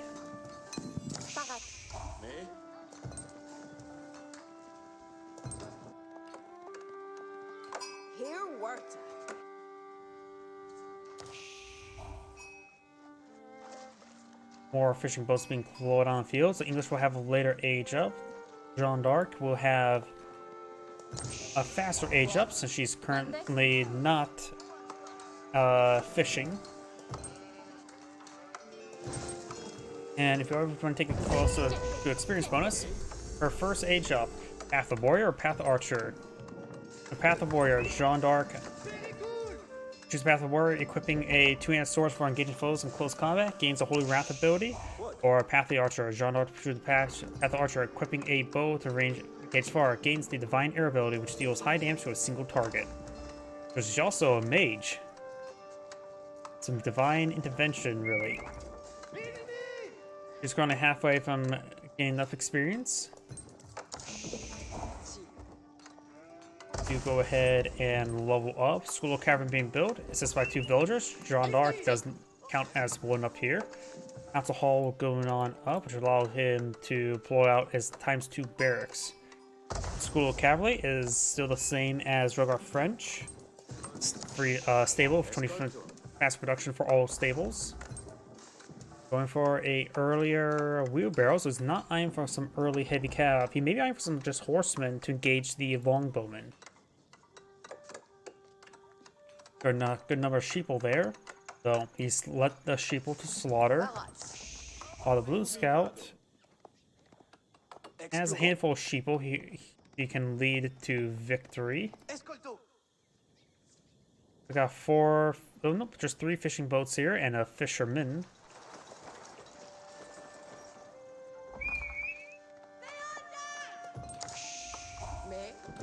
School capital looks like it will be deployed up before the council hall, and now Jeanne d'Arc does have enough gold to get out a royal knight if she so chooses.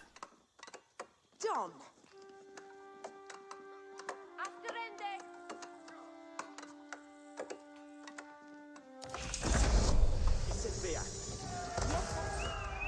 One Royal Knight now being pulled on out.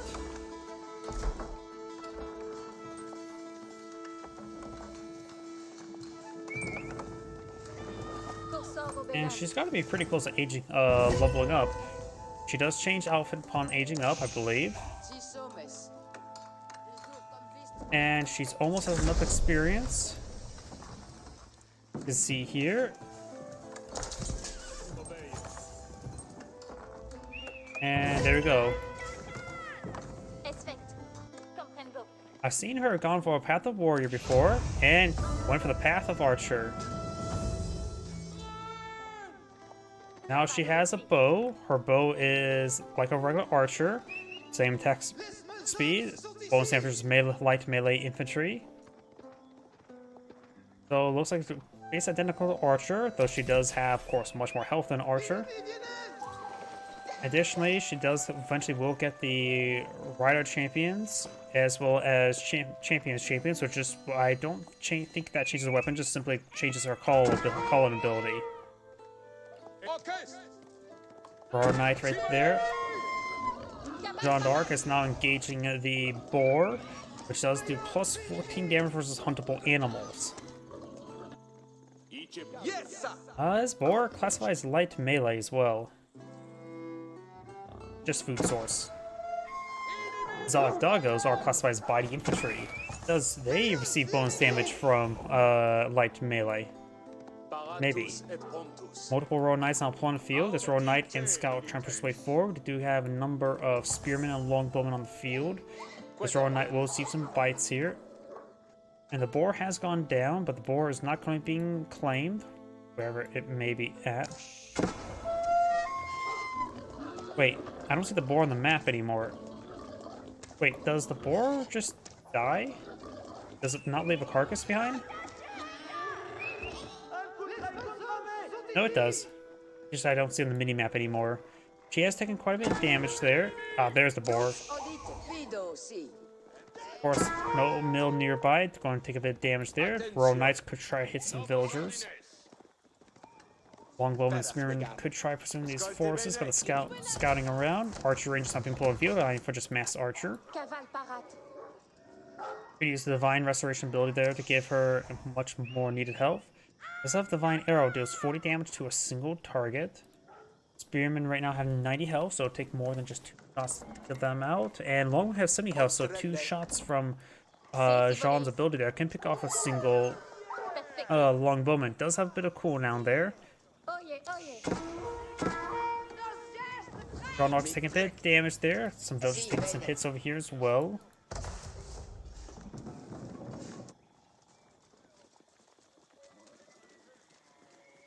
Consecrated Building does go ahead and 2 units of these units do cost less, so they're now almost 205 resource for Royal Knights, which is very good.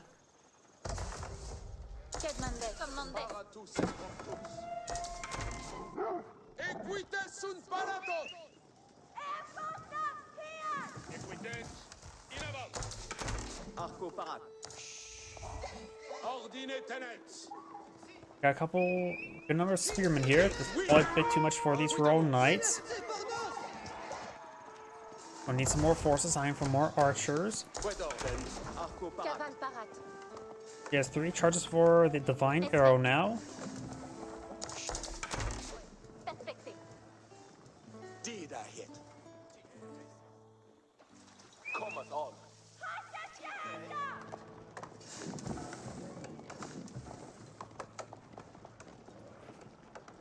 Let us gone.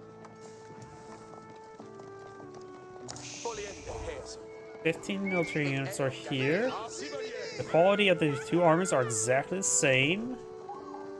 Of course, this army seems a little bit more scary to me.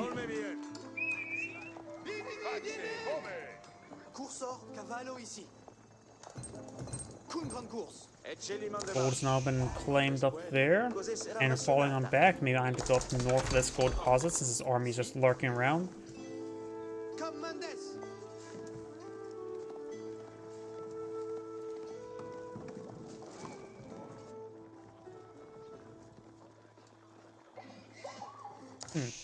There's the boar.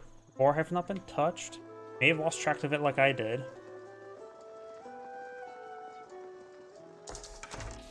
There's an untapped deer deposit up here, which either player could claim, as well as right there. Quite a bit of gold and stone here as well, so this would be a good expansion location for the English. Maybe a good town center here. Maybe the King's Palace be a good spot. Royal Knights now trying to push the way forward. We got a number of palisade walls have been built and being built, as well as there. One mill here. Good force here.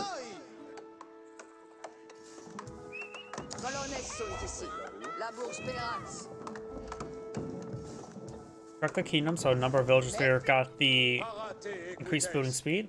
Minor benefit, honestly, but still quite nice.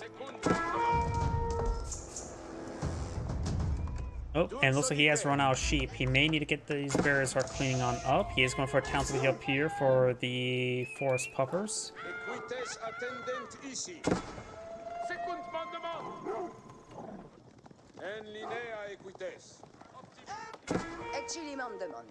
That scout will spot those villagers. These royal knights are taking too much fire there. They need to run away. You should still be able to research chivalry, right? Yep. Now it's probably good to research chivalry. The English player has a good amount of resource stockpile. Jeanne d'Arc's having trouble with her in Complement, just getting constant run around. This force is just something he has trouble displacing. 16 archers is a good number. His one has 14 longbowmen. Scout down. Now it's going for this town center here on this deer deposit. There are 18 villagers there. That's going to swap the 7 villagers on the inside. So some of these villagers may go down. Does off a number of deer. Does get them out as well.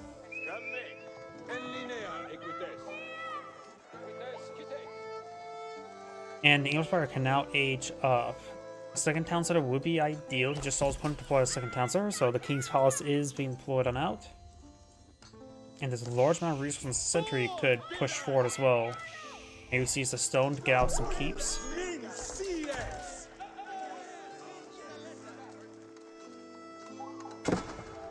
Jeanne d'Arc is still very far from aging up.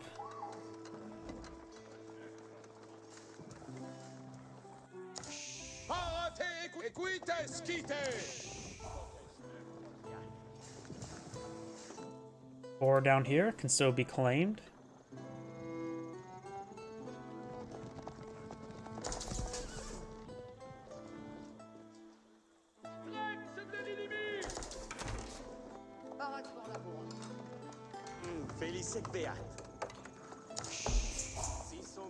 So he has not gotten the survival techniques.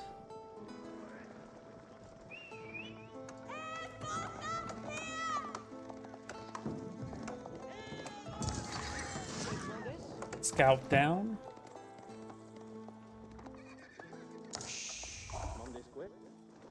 Royal Knights now pushing the way forward. They may be able to... No, they won't be able to do much. At the King's Palace as well as an outpost here. He may get a charge attack off. He does not have textiles. Does get one of the villagers there, and now got the arrows firing away. Ooh, some of these knights are very wounded. Chivalry's definitely in order right now. But of course, she may just have to wait to age up. She's going for chivalry now, Jeanne d'Arc. And now got these royal knights just maybe will go in the corner and just start making their way back home the long way. Wolves are going on down. Each person now going for a veteran spearman. Veteran longbowman's already been researched. This French villager will go down. Does spot those forces. May not spot the outpost.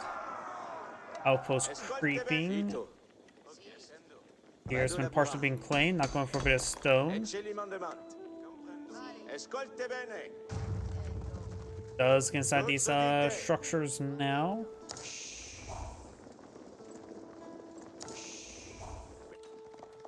Royal Knights moving around. I'm not sure where those wounded Royal Knights went.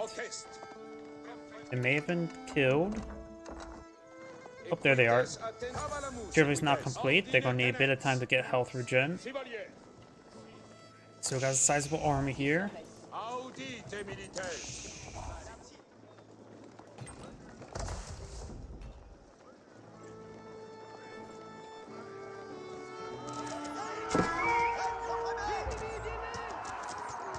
Longbowman does get Divine Arrow there. I think it was a bit overkill on one target.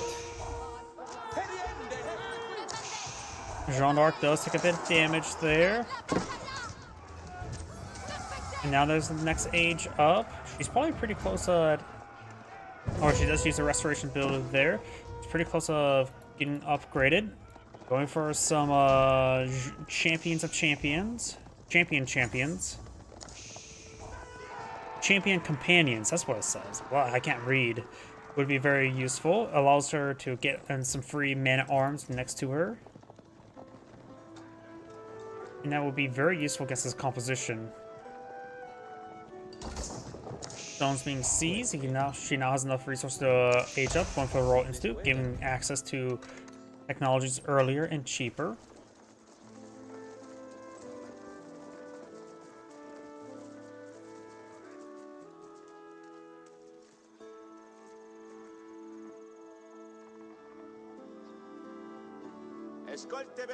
These deer are not being cleaned up as well. Very, very good. But needing another food source. Pumbaa down south is still claimable. And Pumbaa over here is still claimable as well. Range armor being researched. Range damage being researched as well. More range damage. Various research. Veteran archers. Veteran royal knights. Jeanne d'Arc, has she... Yep, she can now soon to be aging up. Or not age up, level up.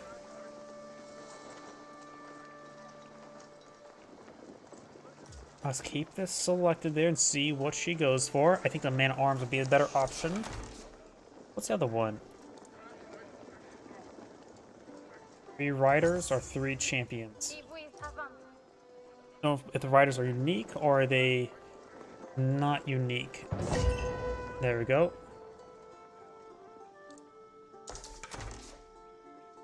Hasn't selected one just yet. Pretty sure this has to be... There we go. She has selected the 3 riders. And next up will be... Does that put her on top of a mount? Let's see.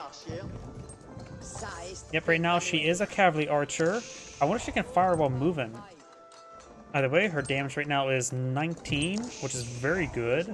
Significantly better. Her health is good. Power range is good. Not exactly. She's a light ranged. So she doesn't have a whole lot of armor. She does use the champions, and now got the Royal Knights push way forward. I'm curious what the next upgrade is. Royal Knights are falling back now. Gets a cannon with a rally, or 7. Cannon sounds like pretty much better than 7. You now have Maganel pulling field. She has deployed out Jeanne's riders. Okay, so they are a light melee cavalry, not heavy cav. They get a lot of extra range armor, so the anti-archer specialists. They also get +1/+1 armor near Jeanne and damage. +7 versus crossbow. Not range, but crossbow. That is very unique. And they also do get a charge attack, no, sword and sword melee. 2 swords, are they dual wielding, or is it just something weird there?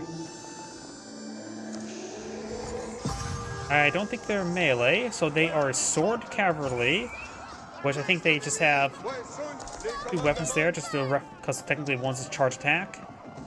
So they may have the charge animations, but they do have an anti-crossbow sword. Weird.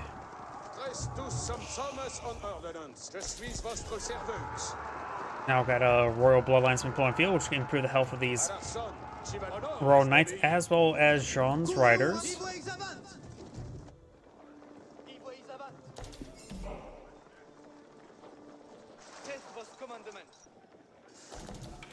The deer here have the most being claimed, just falling back nice and early. Not a whole lot of food left. If necessary, send 2 villages to clean it up. And I got the Berkshire Castle being pulled out right there, which will help him protect this golden stone deposit, and should be able to protect this golden stone deposit as well. So he's going to have a large amount of resources in his sphere of influence. Jean needs to start eyeing some resources up here, or maybe down here. Torch damage. Torch damage seems normal. Actually, I have a little bit higher torch damage.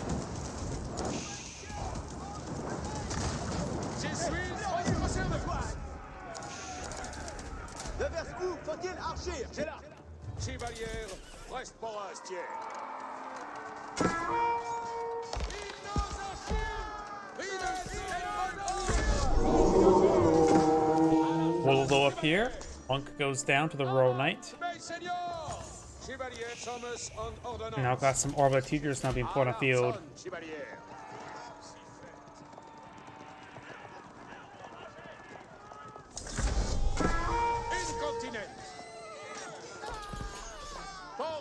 Takes out those spearmen there. These spearmen can't be engaged with spearmen like this. Berkshire Castle Smith place, so the English player is now age 4. He's actually out of gold at the moment, so can't get any technologies in Sage. Of the elite spearman research, Arbiteers would be good as well as archers. Arbiteers with Gambersons have a really high melee armor, so the base can take minimal damage from spearmen. Monk missing the relic. Ah, he was queued up there before the relic was picked up, I'm guessing. Berkshire Castle gets some good damage there. Red's now seeing the goal on the side of the map. Monk will be pursued. Got Mangonel here, and these forces start to make her advance. Another longbowman there. The Royal Knight will go down.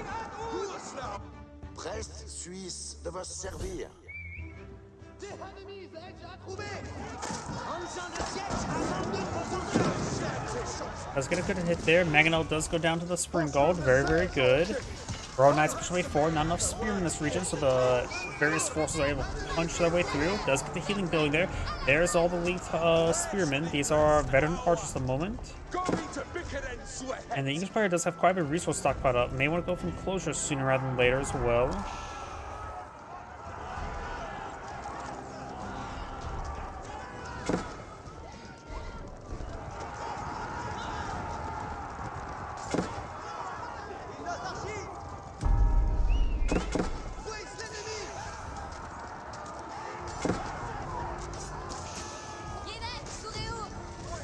Longbowman getting a bit of damage there. Divine Arrow does take out one of those units. Archer's got some good damage there. Jean d'Arc is halfway up from leveling up again. Nope, nowhere near.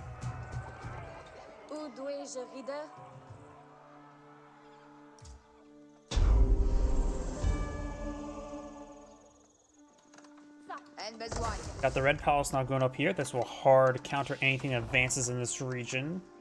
And it'll be a bit of stone and gold to work with. And does still have the influence aura for the French. So we'll be able to get discounted units up here. So this will be a good spot to start pulling out forward units. It'll also basically make the Sacred Site untouchable.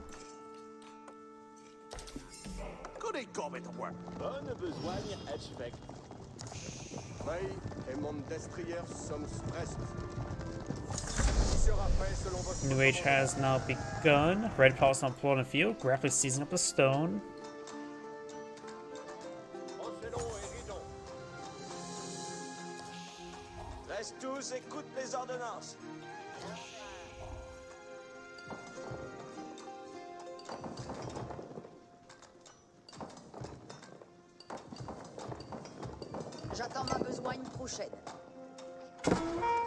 Red has a sizable ground army here. Vulnerable to Mangonels.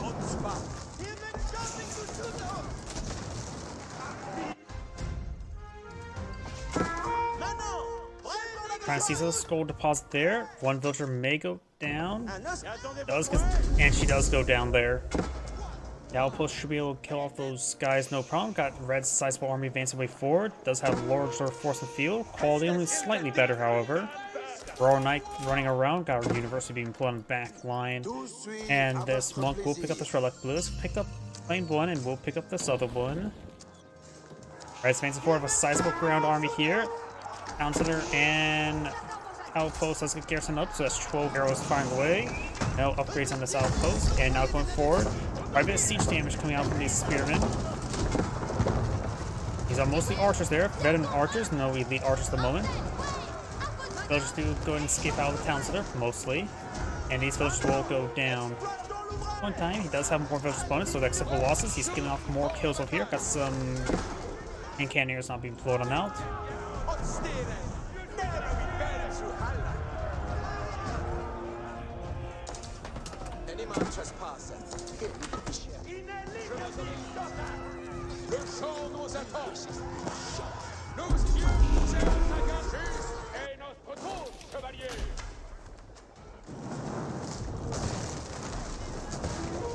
Outpost does go down there.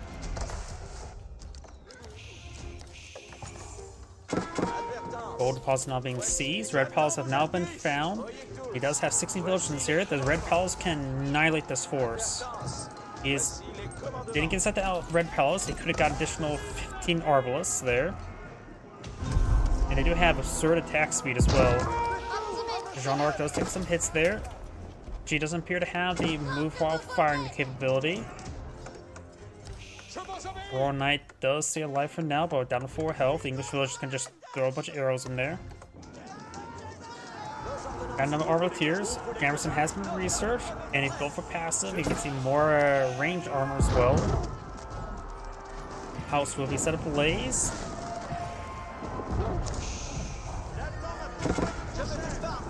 Got Maginot here. Bombard push away forward. Keep being put out there. Can help deny the reinforcements, especially the Arbalist placement. Some stone walls there. Blue's able to hold off there. Blue's would be in good position. Because all depends if he can hold off there. Maginot pulling the field. Spearman trying to overrun the Maginot. Ooh, Bombard got a good hit there. Maginot does go down. Got another Maginot here. Got some hand cannoneer mixed on in. Maginot took some damage. Looks like the Maginot will be safe, barely. Looks like the Bombard does go down to the Arbalist emplacement from the town center. And now it's being fed into a grinder here. Some good hits there. Those units do go down. Still got a good number of longbowmen here. The red arm is being cleaned on up, but so is Blues. He's used the ready riders, gonna be 3 riders to work with, unless he's trying to save up for the level up. Still pretty far away, so it'd be a good idea just to go for the additional riders right now. Doesn't utilize riders ready. Second side being captured on up. We do of course have the keep here. It does have 1 Arbalist to work with. Oh, that can be very useful. Companion equipment. Maybe that would actually make this times 7 better than deploying out cannon. Bombard here. Taking out villagers. Red Palace not firing away. Got a bit of gold here as well.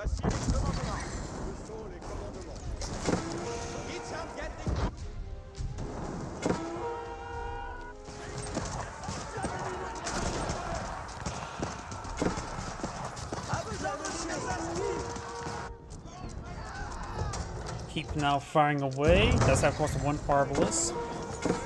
The cannon does have a range of 10. The Arbalist emplacement does have a range of 10 as well, so it's able to hit it in return. He needs to give the attack order onto the cannon, and the Arbalist will report the cannon. The cannon right now has 30 health, or 30 armor, and the Arbalist emplacement does 63 damage, so it will do bonus damage. Horseman's now engaging. And his keep will go down due to 4 micro there. Our Red Palace going to annihilate all these units.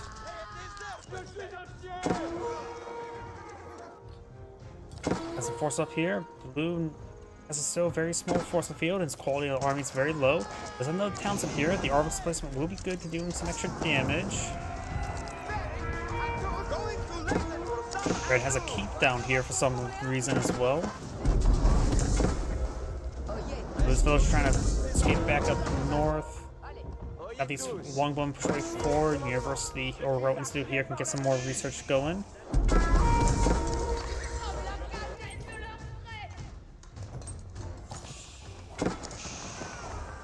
And all these units will get annihilated. I think the Jeanne d'Arc player is starting to get overwhelmed by everything.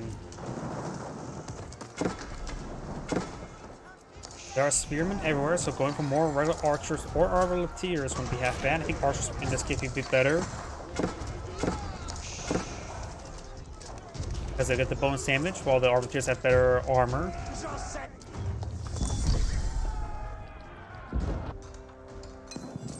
No season's gold. Got a number of mangonels here. Mangonels are going to be very useful versus spearmen. And there's a good number of bombards here. Spring balls will be useful versus them.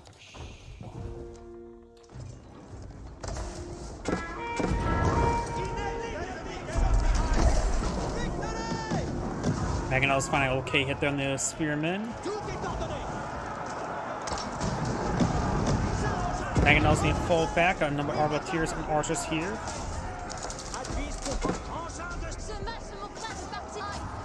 Not enough population room.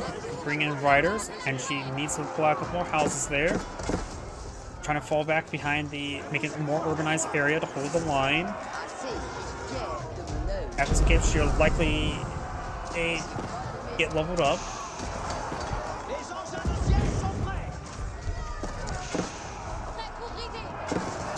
Could use the fine arrow in there on the hand cannoneers.